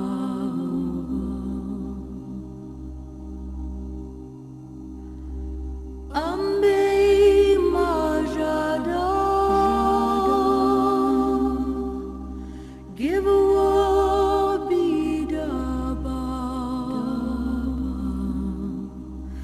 Gini gume gana gunakin guba Gini gume gana gunakin guba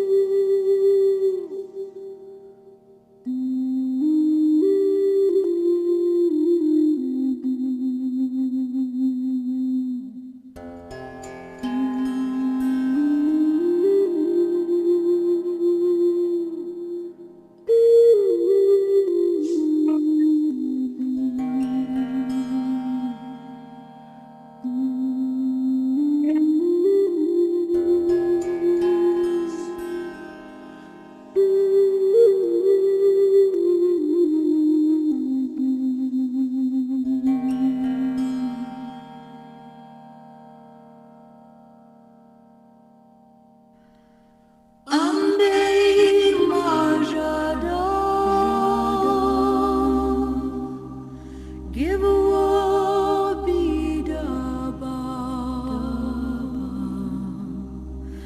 Gini gume gana gunakin guba Gini gume gana gunakin guba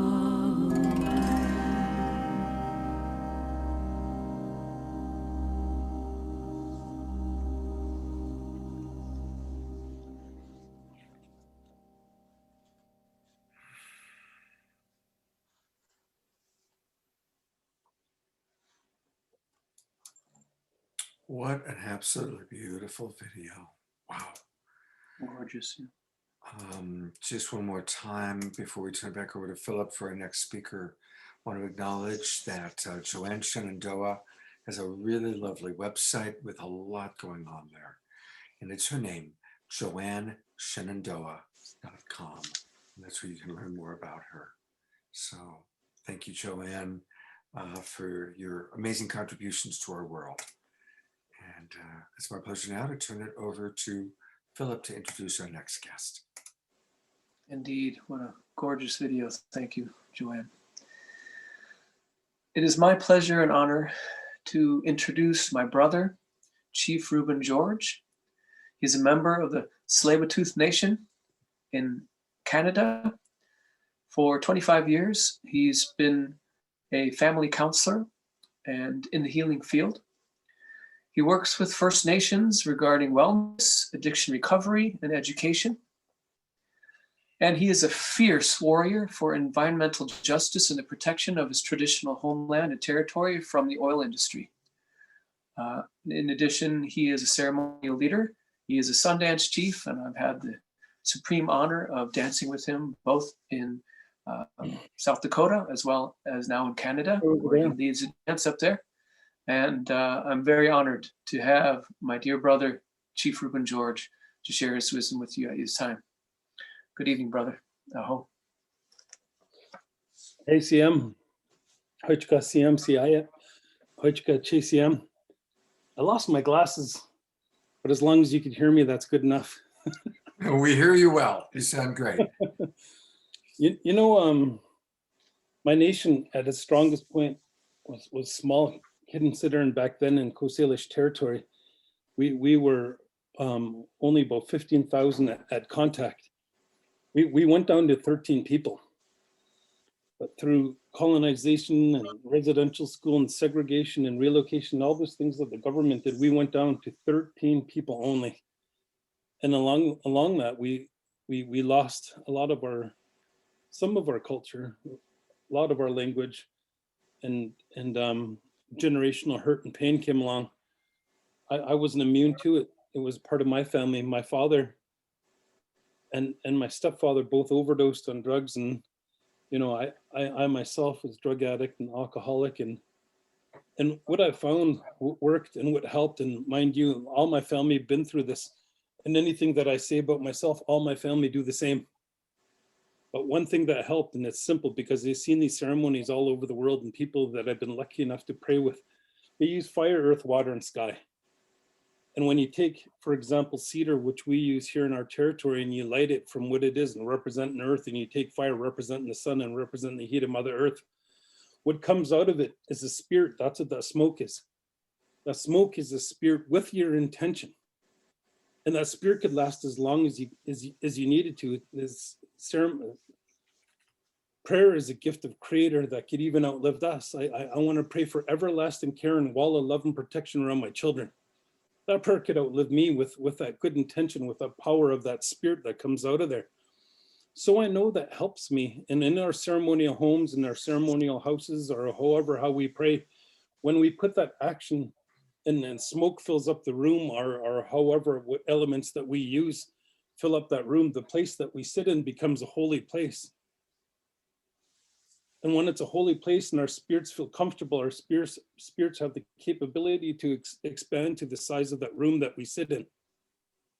And then our ancestors come down with intention, and they give us blessings. But then we leave with a good feeling. And when we leave with a good feeling, we have a responsibility to conduct ourselves. What we say in our Coast Salish territory, our law is truth, family, health, and culture. That's our law.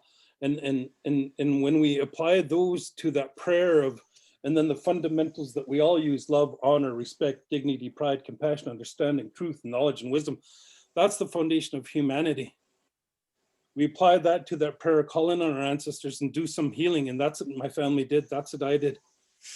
We're leaders of our longhouses. We're leaders of our sundances. We're leaders of our sweat lodges. But we give back. I still volunteer in the prisons. I still volunteer downtown with the homeless weekly. I still continue to give back. You know, I took on a $350 billion pipeline company, and with my nation and with my people, we did a 1,200-page assessment. We did a spill analysis. We did multiple economic studies because the oil costs kept on fluctuating from $80 a barrel to zero when COVID hit, and now it hovers around $50 a barrel. So we did multiple economic assessments. We did an air quality assessment. And that was all based on our law. That's what I worked with, and that's what I headed for Tsleil-Waututh Nation after I was doing 14 years of doing family service and healing and family counseling and family therapy. But even then, I incorporated our culture and our spirituality to everything that we did. My grandfather, Chief Dan George, he said, whatever you learn in college and university about healing, there's a native teaching that says the same thing. And we created a reference library based on that and opened up a healing center for youth for that when I was in my mid-20s, over 20 years ago. And then I got into the environmental movement. Now I got into business too. but for those same reasons. You know, I can't write grants anymore asking for money. It's too hard for me to do that for the work that I do. So what we did is I got together with friends and we started a business, and it's doing okay now. But what we're doing is we're giving back because we want to go where we want, when we want, how we want, work with who we want, and not have money be an issue and help people. My spiritual teacher said, I said, these economic opportunities keep coming, and he goes, do something with it, because money won't change who you are. You'll help more people. And that's what we want to do. And that's what we did for Tsleil-Waututh Nation. We brought us up from 13 people, almost extinct, and we're about 550, poor my whole life. We started doing business together about 30 years ago. And now we built it up to where it is today, where we could invest our money because Spirit helped that we had no elk in our traditional territory for 100 years. We reintroduced elk into our territory. Our salmon count went down to 6,000. We brought it up to over 6 million. The second biggest port in North America is the port of Vancouver. And it's so dirty and so ugly and so stink that I haven't eaten out of there for 40 years, but we've been cleaning it. And the first time in 40 years, we did a clam harvest. So the money too is directed towards education to help our people, employment, training, and healing. We have less than 4% unemployment rate for our people. The money that we're making to Tsleil-Waututh isn't going to go to one family that's going to monopolize all the money. It's going to be shared evenly with the things that we love and the things that we protect, the land and water and people. The same effort that we put into stopping the Kinder Morgan pipeline, the $350 billion company, that I'm glad we stopped for these last 10 years. No pipeline's been built in our territory since then. That with the same effort has to be put into education, healing, culture, language, and that's what we're doing, and that's what we're implementing. So when I say I came from a hard place, Spirit helped me. When Spirit helped me, it fed me. Our responsibilities to give back, and that's what I continue to do. Like my uncle, Daryl Bob, please don't give me honorarium. Please put it to that healing house. I insist on that. Thank you for doing that. To give that honorarium to Daryl Bob in the healing house. That's a much needed thing, but he taught me these things. My Papa Phil Lane taught me these things. My aunties, my own family and uncles taught me these things. That when we receive something, we give back. It's so important. I'm happy to say I was able to write these things down. And halfway through writing a book, and we sent it out to 8 different publishers, and we got 5 different offers came back, and we signed with Penguin. And they're really excited to have our book. I was really shocked and surprised. Does anyone would be interested in a life story, but that's what happened. And the book will be finished soon. And that's what I encourage us to do. If we're abiding by those teachings, and they're all the same, whether it's the 4 directions or it's in our culture, the truth, family, health, and culture, love, and imply love and honor and respect and all those fundamental teachings to it. That's how we build ourselves to be a human being. In the society we live today, they don't go by these rules. When I sit down with the ministers of Canada, I tell them this, and I explain our law to them and make sure that they get it, whether we sue them or not. Sometimes we have to sue them to make them to understand our law that's been here for thousands of years. And that's what we said to Richard Kinder of Kinder Morgan. And by the way, when I spoke at his AGM in Houston, Texas, his stock fell, $350 billion company. And we told them how we are going to stop them within our Indigenous law. The stock fell by 60%. Their dividends were cut by 74%. When I walked in their house and their home in Houston, Texas, and told them it's not going to get built, and how we're going to stop them was by suing Canada for not consulting the traditional landowners of the land. And so I'm really thankful for my teachers. I'm really thankful for Spirit. I'm really thankful for prayer. I'm really thankful for the beautiful songs. Even as we light smudge, there's a spirit that comes out of it, but same with the song.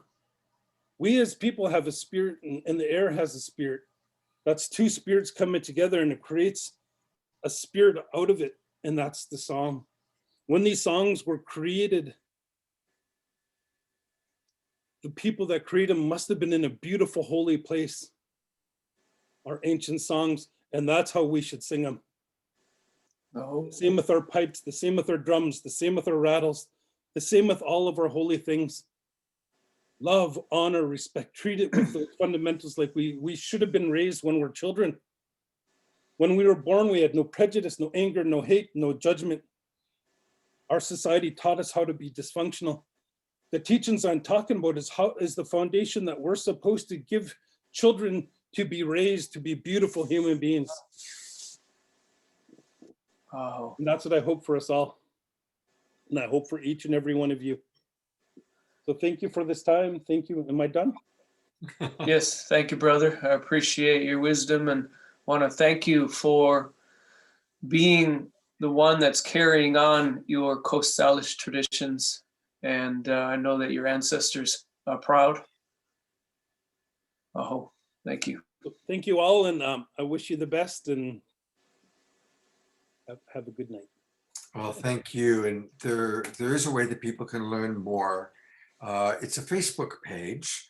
And so if you go into your search bar on Facebook and put in TWN Sacred Trust, T is in Tom, W is in William, N is in Nancy, or I don't know how to pronounce it, so I do apologize.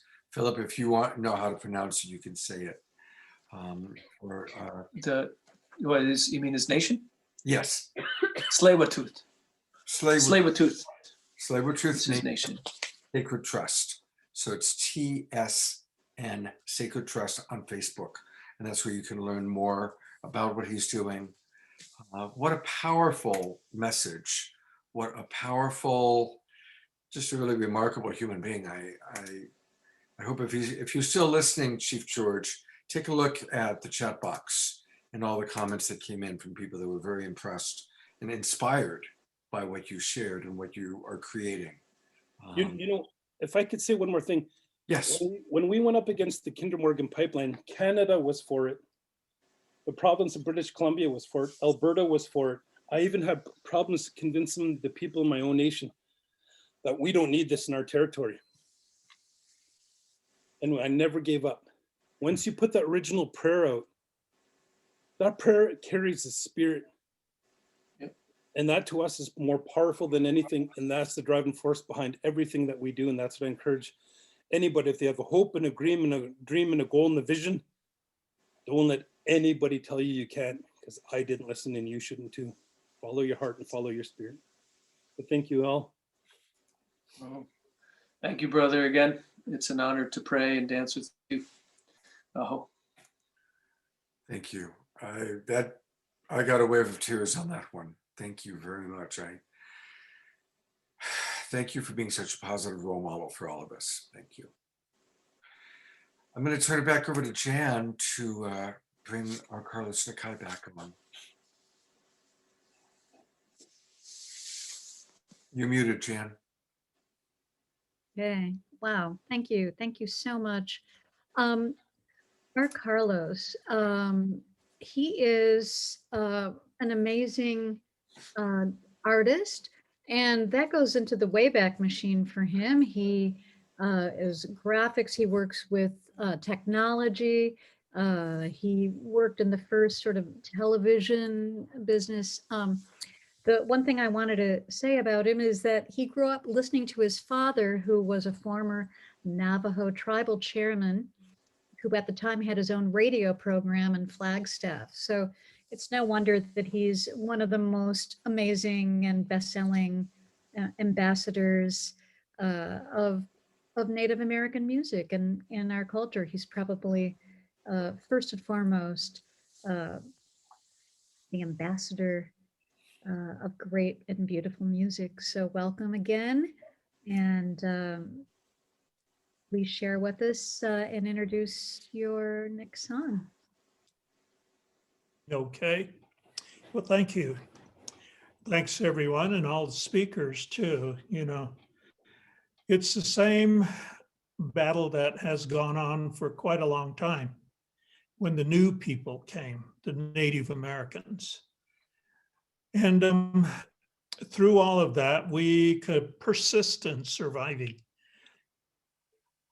and continue to acknowledge to them that, you know, this was all taken by force and you never paid us.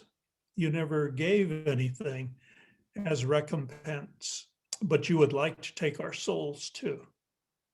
That you cannot have because it was given to us by our mothers. The mothers create all of us, everything on the planet, all the plants, the animals, all those things all come from the female side. They are the most important people in all of the tribes that I'm a part and parcel of. And in fact, when I go back home to Hawaii, it's the same thing. Madame Pele reminds us all the time, you are a product of a woman, and you owe that woman your whole life. This song that I'm doing next is one that, in fact, uses the aspen flute because the grandmothers of the aspens, whom I play for, also give us the water, give us building materials, give us. And they also provide a kind of solace if you walk in any forest anywhere on this in this continent. All you have to do is sit and listen to the forest speak to itself.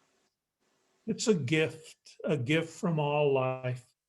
Enjoy, and don't forget to have a good time. Well, thank you. And I think we're ready then to play your video. Here we go.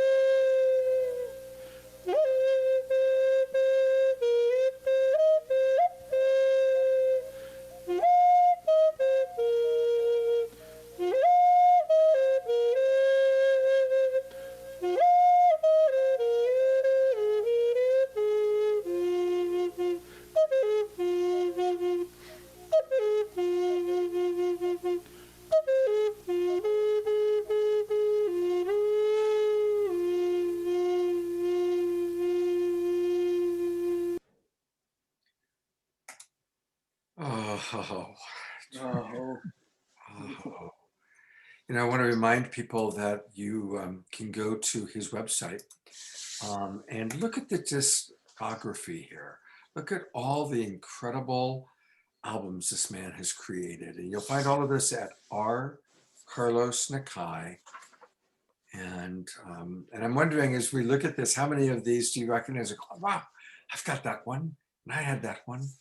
I know that I'm recognizing some of these. So it's really, what an incredible body of work you have created. It's extraordinary, absolutely extraordinary. Look at this. I mean, I'm still scrolling and scrolling.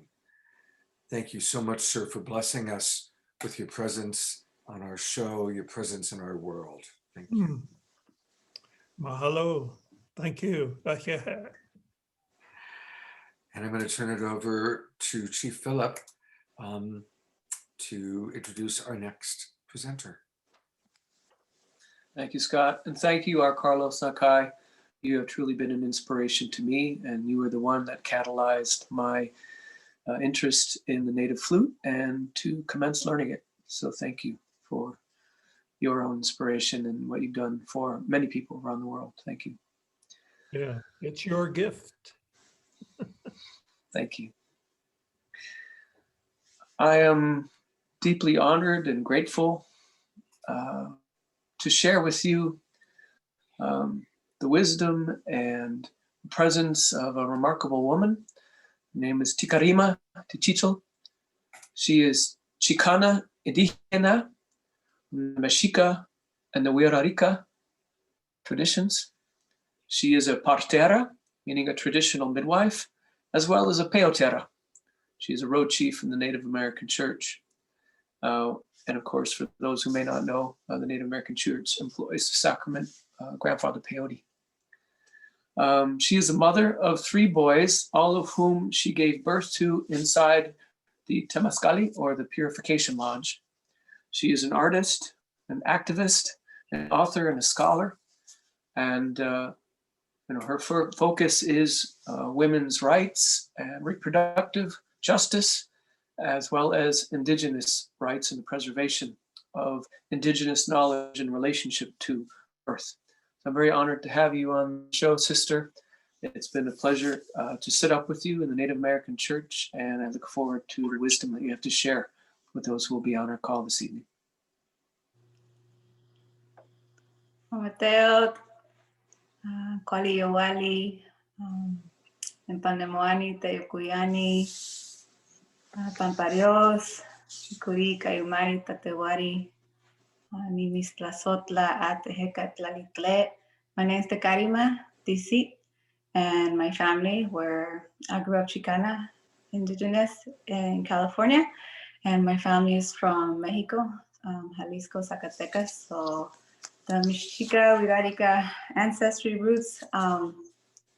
And I met Chief Phillip in California this past November. A family that I care about a lot, sister friends, asked me to conduct a prayer peyote ceremony. I've been sitting behind the medicine for 11 years now. And so I remember meeting him there. The teepee was about to go up and we were having that tobacco prayer there. So thank you, Phillip, for having me here. And thank you to all the elders, all the speakers for, this is a prayer answered. I was just like, I really wish I could be around more elders. And currently I live in New Jersey. I'm licensed as a midwife in New Jersey and New York. And so it's been really, really special and beautiful to hear everyone's words and songs and shares from the heart. So thank you for that. And like always, as I always say, for speaking before any other elders, because I know very many who, I respect and love. But I've had many opportunities to just share my humble words. And I always think back to the altar and the fireplace, and just to live life like that, to live life as an altar. I've learned so much from the hikuri, the grandfather peyote, and learning every day from that medicine. And thankful to many Maracames, to many medicine people, men and women.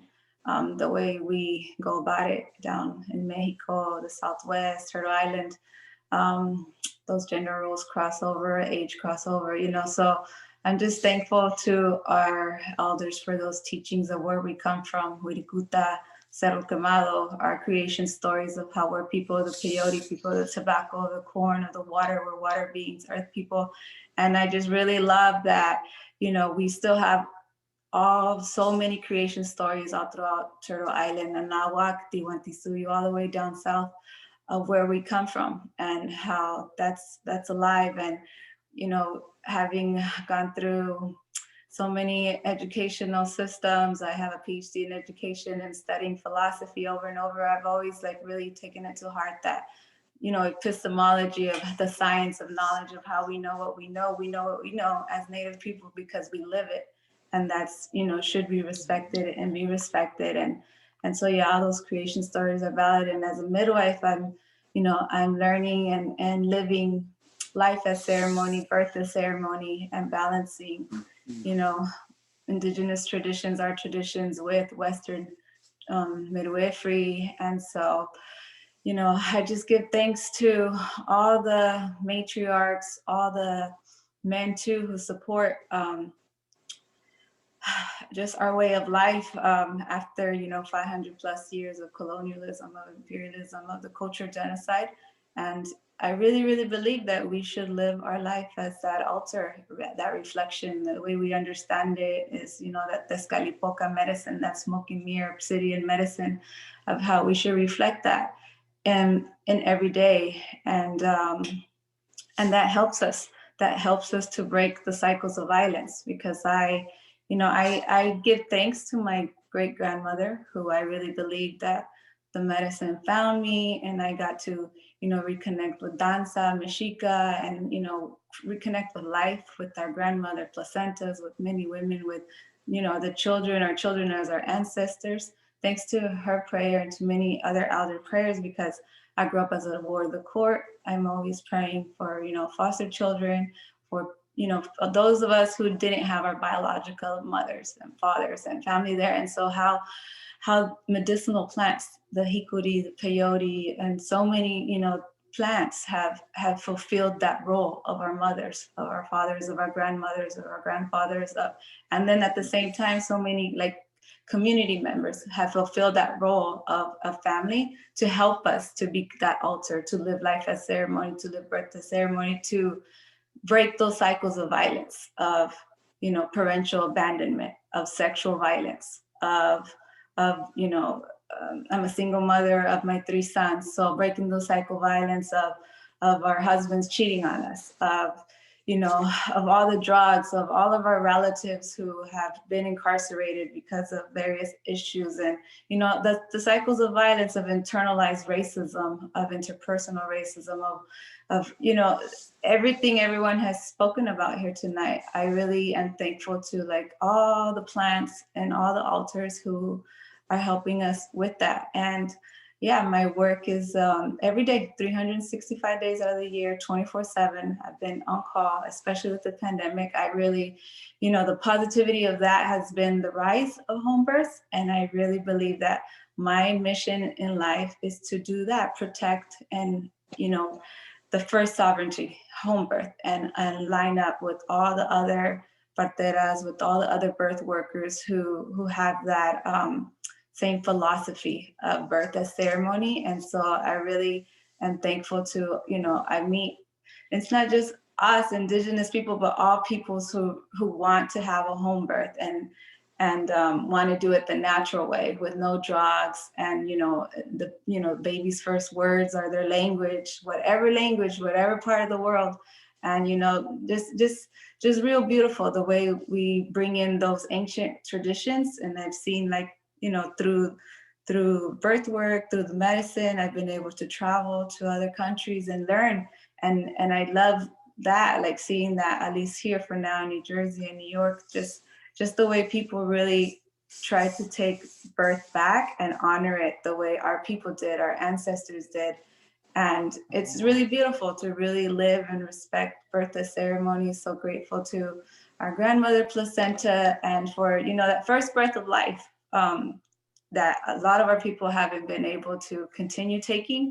So just thankful for our first breath of life to each one now, because I've seen a lot of families and friends lose loved ones, and it hurts. And so for me, the beauty has been just celebrating life constantly with so many families, and it's always special to me when then, like, a lot of those families do have a connection to the altars, to the fireplace, whether it's the NAC or Sundance or the Temazcal, the Sweat Lodge, or Moon Dance even, and you know, like I'm just forever grateful to the altar.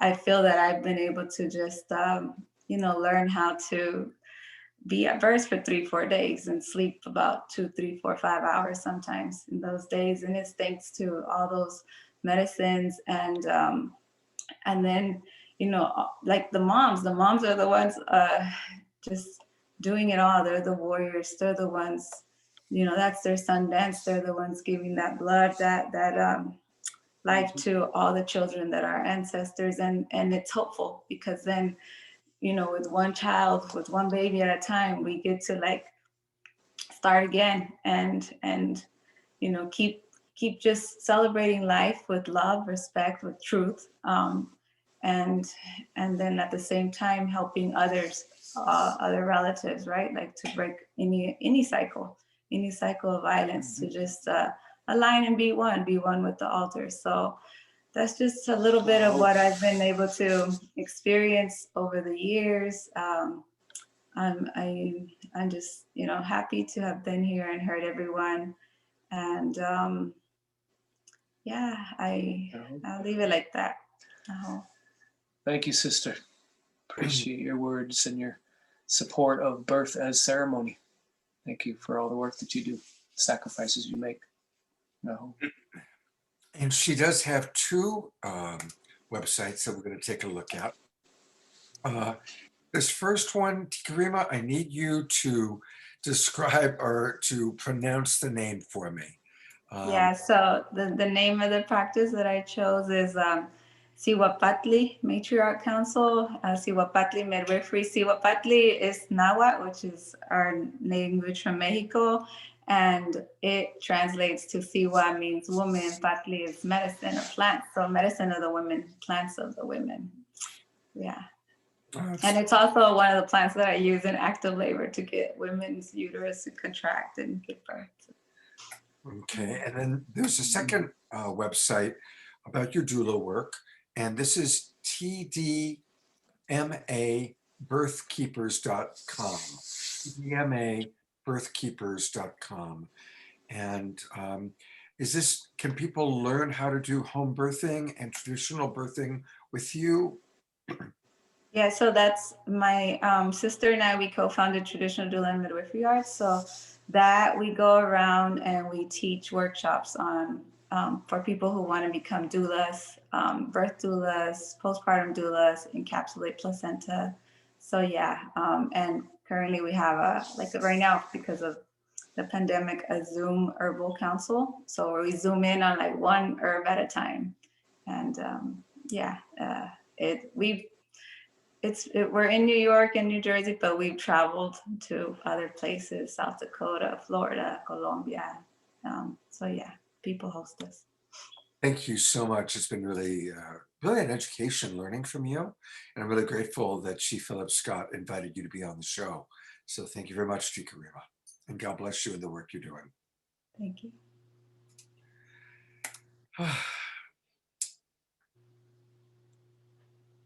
Well, my relations, I thank you for your attention and your continued participation in our very rich and amazing evening tonight. And I am once again delighted and honored to invite Sade to sing one of her traditional songs again for us. And so I can pass it over to you, Sade, and thank you for the gift of your voice and who you are and your traditional practices in the world. Thank you. It's been a pleasure to listen to everybody this evening. I appreciate all the words that are shared before myself and to join everybody once again. You can find more of the work I do and my involvement in the world around myself on my Instagram page, Sade_J. I am going to sing one of my traditional Coast Salish songs, and this is a song my younger brother composed. His name is Benjamin. Something about this pandemic has made it difficult for me to sleep. I don't know if it's the full moon. I'm sometimes impacted by the moon energy, so my throat's a little bit sore. If I end up singing the song shorter than it's intended to be, this is why. I apologize ahead of time. Yeah, so I'm sending you all hopefulness during this time with what I'm sharing, that how do they say, you don't know how strong you have to be until that's all you have.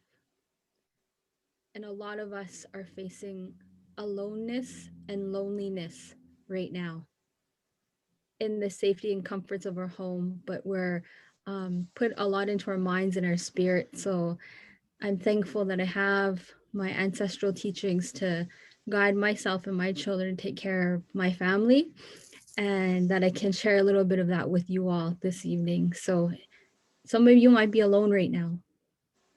And some of you might feel very lonely, but we're strong enough to handle this. And I want you to be uplifted at this moment. Thank you, Phil, for the ongoing communication and working with me. I'm a busy mom. I got a lot going on here. So I'm just gonna go ahead and sing. I only have a few minutes with you all.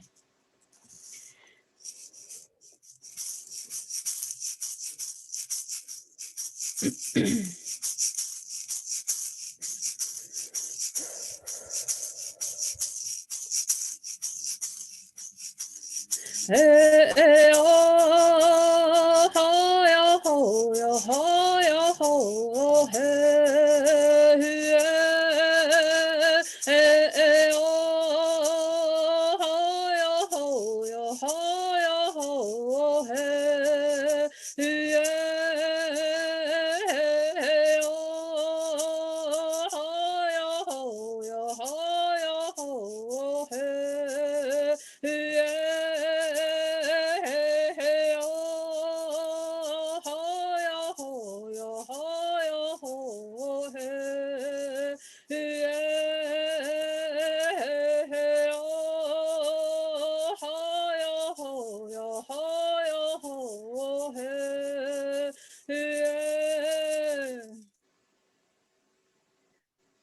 That's a song composed by my baby brother. It's also his fiance's birthday today. So anybody celebrating a birthday, happy birthday to you. That's our woman's berry picking song. My family, the women in my family dance to the song, and we mimic throwing berries over our shoulders. So it's a wonderful song to celebrate Mother Earth for giving us nourishment to fulfill those needs in our bodies, and then also feeding our spirit. Berries feed our spirit. And just wanted to share that little bit of information of that song I just shared. Thank you. Thank you. Oh. Jay. Thank you. I brought Women's Stand Shining on just because I thought, as you were saying that, I saw her with this big smile. And so I just wanted to acknowledge she's been still watching the whole show with us. Thank you so much. So, all right. I'd like to just take a moment just to express gratitude to Sade as well, Scott. Want to thank you for the beauty of your voice and your words, and it's been a pleasure communicating with you and getting to know you. And I also send prayers for your beloved husband in the spirit world, for the journey of yourself as a widow, and also supporting your children in this time. So I want to offer up prayers for you and for your journey and for the beauty of who you are. Thank you. Thank you. woman stand strong. I wore these earrings in honor of my daughters. They're half Tene. They honor white shell woman. And I think of my daughters, you know, and the things I do. And I'm thankful that being Indigenous, it also comes with these elements of beauty. So this is one of them. I have two daughters, so I get to wear things and honor them in these moments we have. And they're being very patient with me. So I want to say thank you to my children for letting me be with you all tonight because they are very young. They want me to be eating dinner with them right now. So I say thank you to my daughters for sharing me with you all. That I'm taking time away from my home fire, my sacredness to be with you all. Thank you for that sacrifice. Thank you, Sade. Thank you, Sade's daughter. Bless you. Thank you. Well, Chief Phillip, you've done a beautiful job. Every person you've brought in has just touched our hearts, and tears have been shed and hearts have been inspired.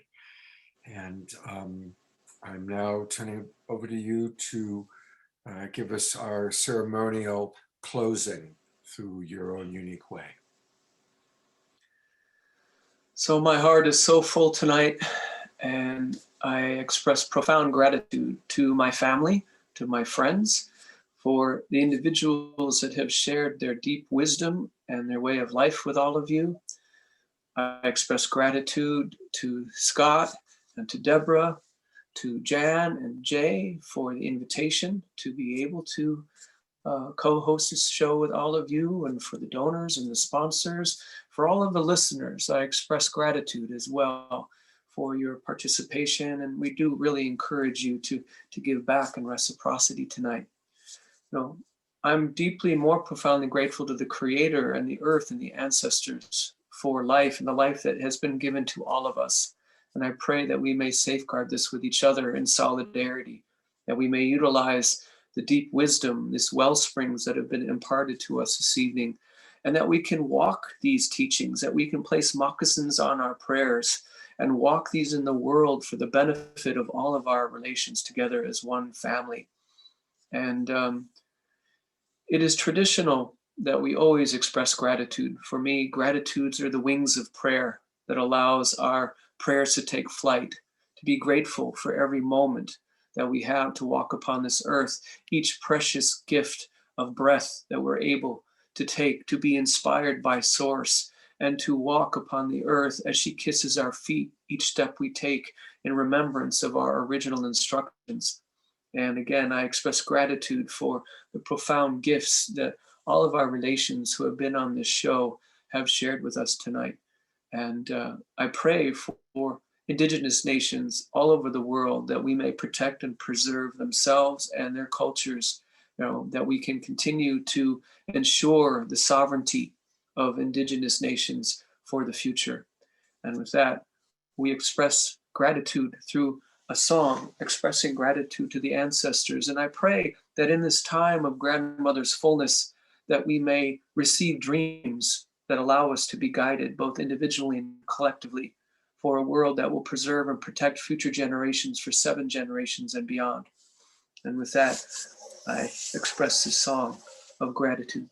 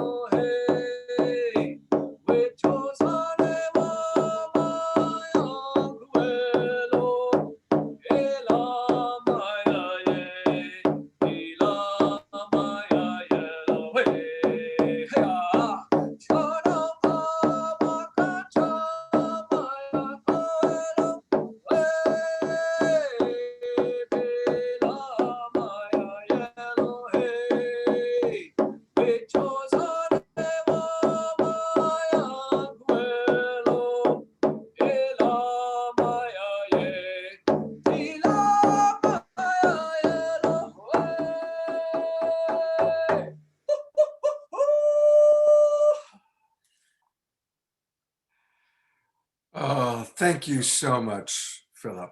Thank you. And I'm going to put the spotlight for a moment on Philip's website. He has a beautiful website. It's Ancestral Voice. It's his Institute for Indigenous Lifeways. Many feathers to select, lots of ways to connect with him.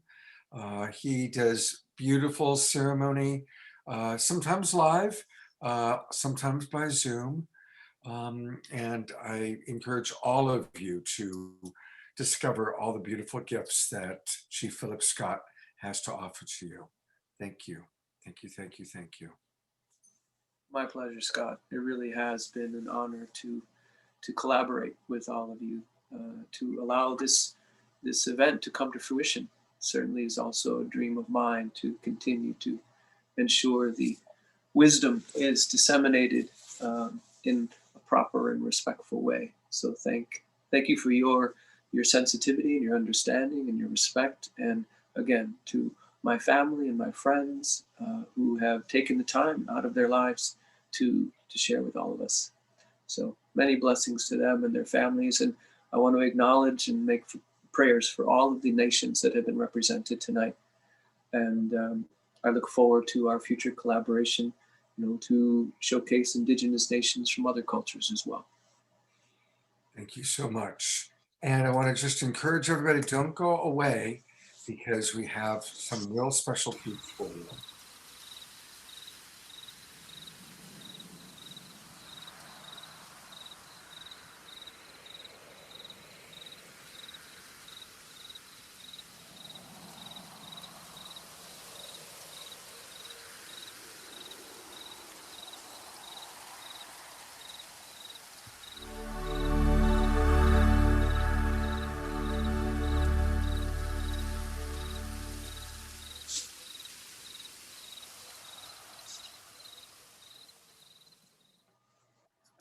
Yes, and once again, tonight's show has been brought to you by Jay Mayer and Light Touch. And, normally we show all these wonderful videos that Jay creates, and he's created so many wonderful things for us. And there he is. So we'll just take a moment to thank Jay and give him our appreciation for helping to make this show happen. And again, I'm going to bring Chief Phillip back on. And as I play this next video, just this is an appreciation video, and let's just all drop into gratitude for Jay and Chief Phillip for making this show. I also want to bring on Jan, who did so much to make this show happen. And of course, remembering all of the elders, the performers, the musicians who joined us. And I'm actually going to bring on those who are still with us. Tikarima is still with us, and Shade is still with us.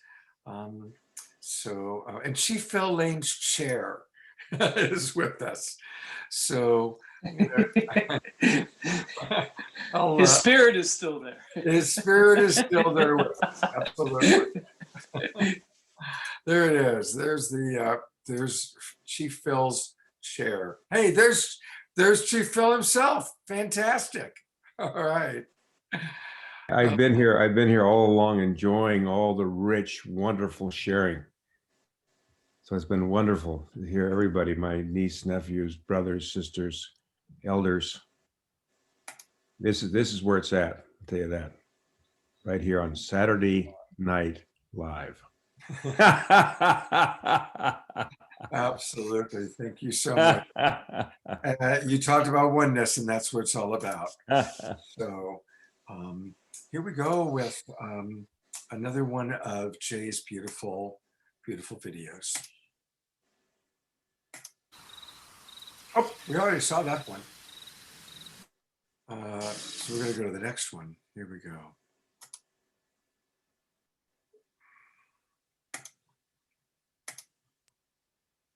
Appreciation.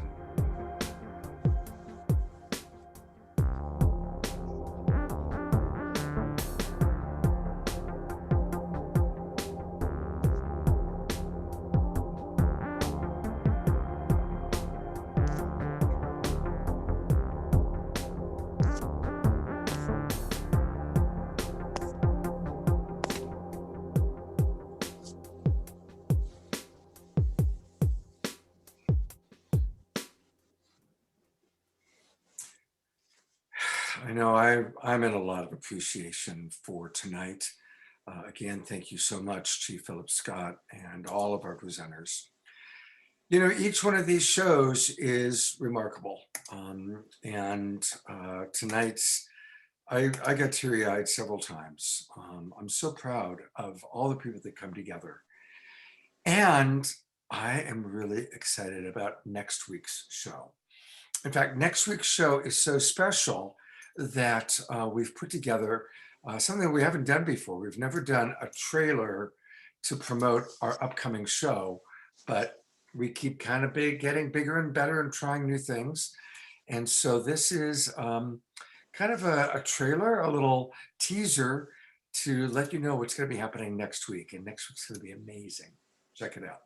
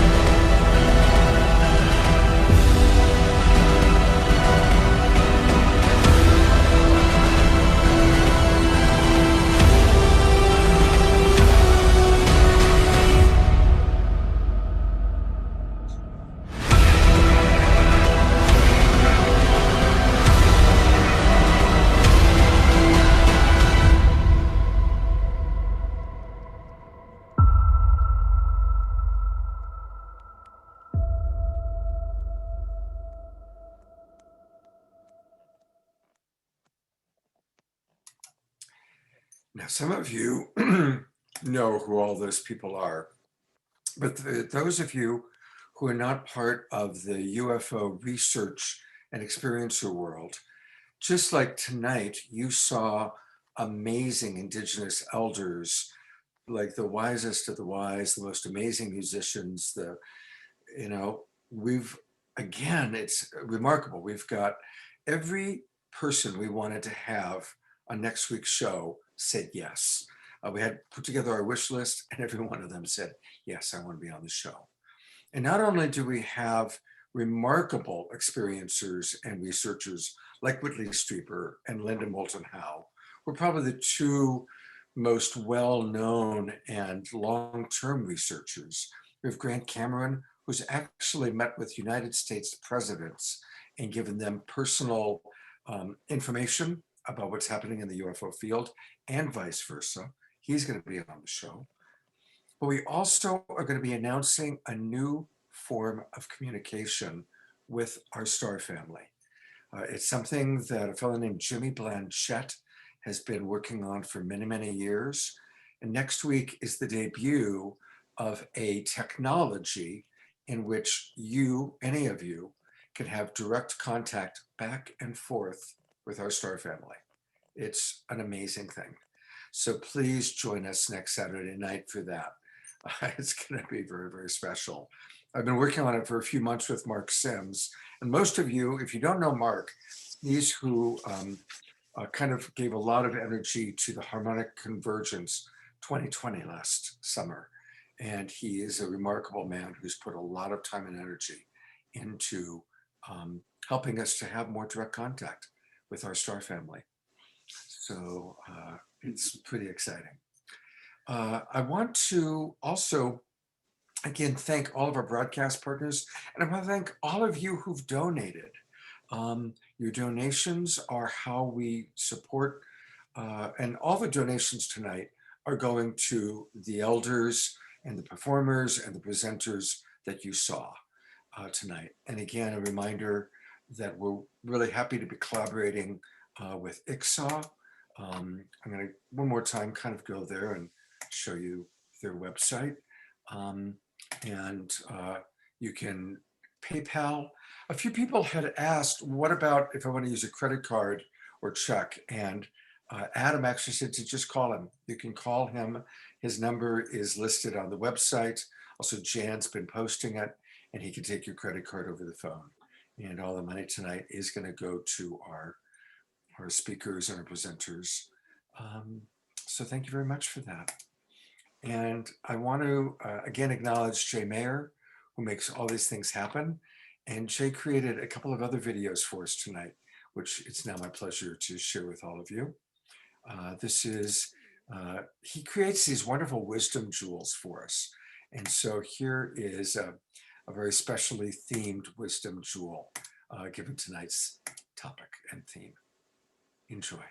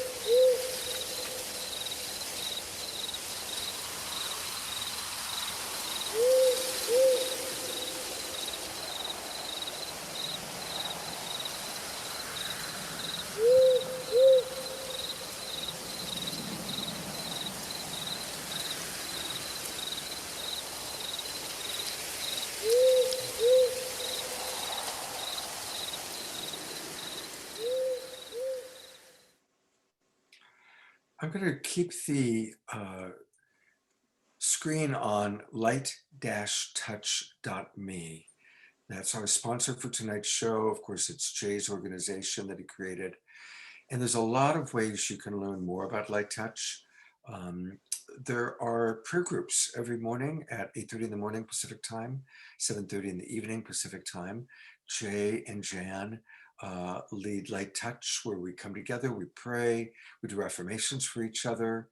It's really, really beautiful. It's become a big part of my life personally.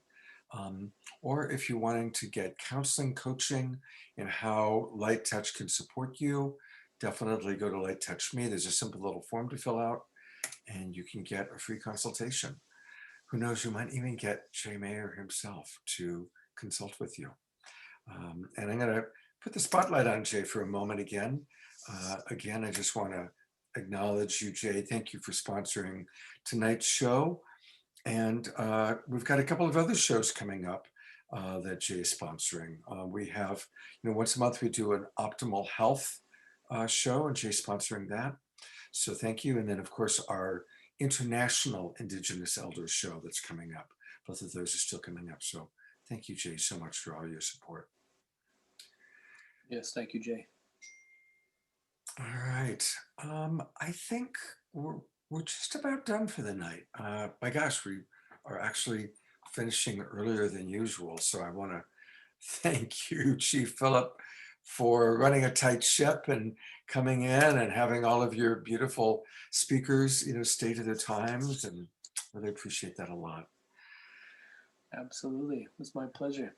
I wanted to share with you that you mentioned in the beginning, when our Carlos was speaking about the ancestors, the kind of your own lamentation about that connection that may have been lost. And I guess I want to share with all those that are still listening that each and every one of us has that connection to the ancestors that's real and palpable, and that we can cultivate that connection through our dream time. So we've just had a full moon not long ago, and so my tradition, Grandmother Moon, is the bringer of the dreams. So you can actually make a prayer and request the grandmother to bless you with a dream that allows you to connect with the holy ones, with the ancestors from your bloodline, as well as from just the ancestral world in general. So, each and every one of us have that capacity to connect at any time, to communicate with those in the other realms, as well as, with our relations here on the earth, and to, speak with the earth, air, fire, water, and the animals and the plants, and communicate with this virus, with this elder, and so that's always available and possible to us. So I wanted to remind you of that and everybody else that's on this call. That's a really very, very important point.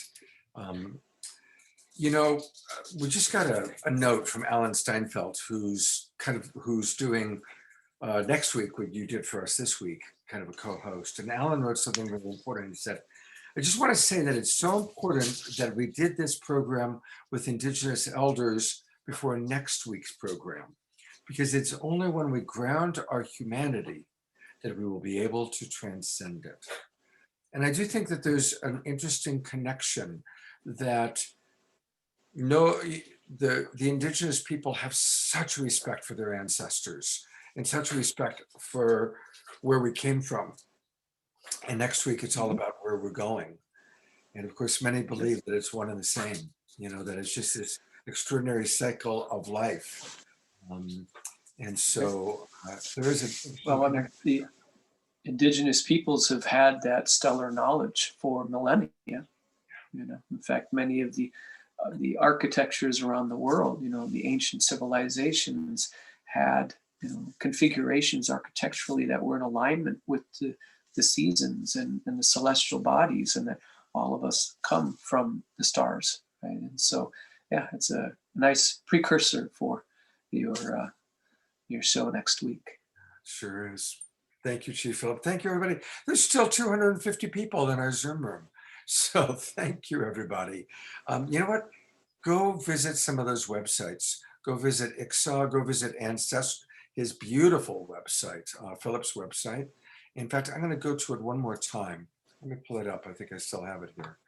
And also, while I'm pulling things up, I do want to remind everybody to please be generous. And as Phillip said, remember the spirit of reciprocity, and let's invest in our ancestral lineage.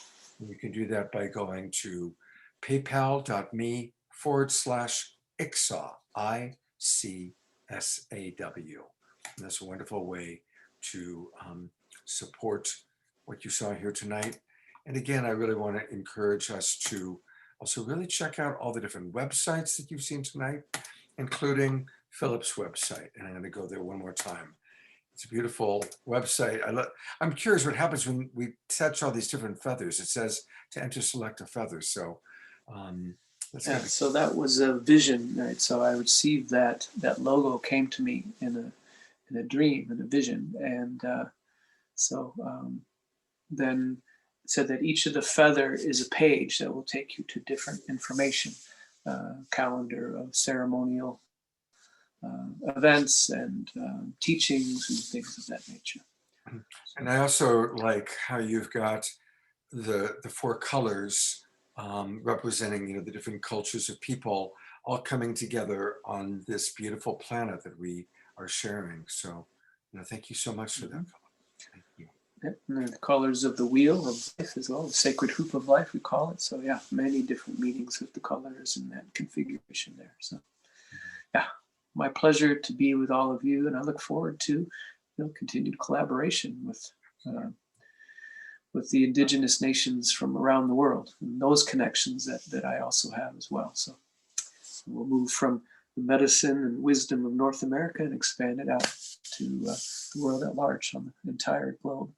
Absolutely. Thank you. Thank you very much, Rob. And Many blessings. in closing, thank you. Thank you, everybody, for watching. Thank you for being such an important part of our Global Peace Tribe. And you probably heard me say this before, but I'm going to say it one last time tonight. And I'll say it again probably next week. We all are cells in the butterfly that's emerging from the dying caterpillar. You know, it's such a beautiful analogy how the caterpillar dies and then there's this goo and the imaginal cells, the butterfly cells, find each other and they come together and they feed off the goo and become a butterfly. From a caterpillar to a butterfly. Such a remarkable imagining an experience that happens on our planet. And we are in the goo right now. We are in between worlds. We recognize that the old world and the way things were going was not sustainable. We were heading for the cliff, and the pandemic has slowed us down. Hopefully we can slow ourselves down as a species. And I just want to acknowledge all the people that are committed to peace, to harmony, to love. And each and every one of you have your own unique inspiration, and whatever it may be. You know, tonight we heard, for example, from Chief Reuben George, what an amazing modeling of passionate energy that made a huge difference, and how he brought he and his others brought the tribe from near extinction to thriving. What did he say? From 6,000 salmon to, I think he said 6 million. 6 million. 6 6 million. million. Yeah. 6,000 to 6 million. So what an incredible example. And Tikarima and Shade raising children and still doing their creative expression or their art form. But I want to say that some of you, this might be a time of rest. You know, obviously most of the time on the show, we are providing you with people that are currently active in the world. But sometimes it's time to rest, to recalibrate. So I just encourage everyone, use this time wisely. And if you're really knowing what your next step is, go forth and do it with 100%.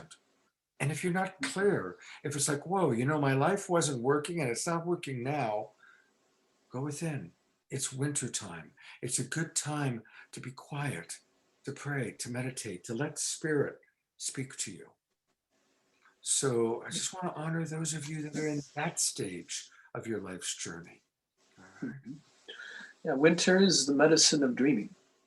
It's time when things slow down, right? When we go into the sacred places to share the stories of creation and to remember ourselves as people. And it's a time to ask for guidance from the ancestors, you know, because even the natural world around us may be slowing, the metabolism of the plants and the animals, some hibernating, you know, and so it's, yeah, the medicine of hibernation is important, right? Because that's a time of replenishment and rejuvenation. We receive the dreams that then allow us to emerge in the spring and engage and fulfill the dreams and manifest them in the world.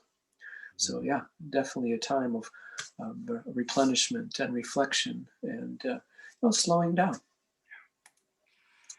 You know, I rarely get a chance to follow the chat box. Sometimes I get a little bit, but I want to acknowledge Kenny Kaufman just sent a message. And Kenny, love you, Kenny, one of our very first founding members of Saturday Night Live to help to make it happen. So from Kenny, back in the original days that we began, to Chief Phillip and Jay and Jan, thank you, everybody. Thank you, Global Peace Tribe. Oh my gosh, I'm so glad I didn't forget. There's one other very important announcement. As most of you who watch the show on a regular basis know, I actually host several shows every week. And tomorrow, I actually am hosting 2 shows, and I'm so glad I remembered to show this to you. Usually we have our Global Peace Tribe Recommends, and that's where I show these things. And tonight we wanted to kind of keep it all ceremonial. But tomorrow morning at 10 o'clock is your opportunity to experience an introduction to light touch. And I'm going to be doing this with Jay and Jan and some of the other light touch practitioners. And it'll be a chance to really practice it with us, learn about it with us. It's going to be a lot of fun. You can come into the Zoom room and we might even bring you right on camera. And I'm going to post on my page, if you go to my Facebook profile page 5 minutes after we finish the show, you'll see the link where you can join and come into the Zoom room, or you can watch us live on Facebook. And that'll be at 10 o'clock tomorrow morning, Pacific time, an introduction to light touch with Jay, Jan, myself, and some special friends. There's one other event that I'm hosting tomorrow. It's a repeat. For those of you who attended our Martin Luther King sponsored event, which was a beautiful night. Again, every one of these shows is so powerful. And we had some really beautiful leaders in the Black community. And you'll recall that you met a remarkable woman named Cindy, who has written this play called Words That Made the Difference, Brown versus the Board of Education.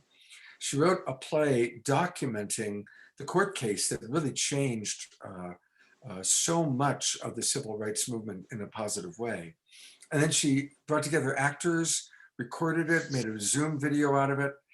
We showed it the next day, that Sunday, January 17th, and I'm showing it again tomorrow from 1 till 3:30 p.m. And you can register for it by going to the Unity in Marin calendar. Just go to Unity in Marin online and you'll find it. I'm also going to post this right now on my page on Facebook. Because here at Saturday Night Live, we honor our Indigenous elders, we honor the Black community, we honor, last week we're honoring the people that are, all involved in creating a sustainable world. So we're here to bring all the amazing different cultures because everybody has a piece of it. Last week was learning about permaculture. Next week, learning how we can have more direct contact with our star family. And one last time, thank you everyone in tonight's Indigenous show.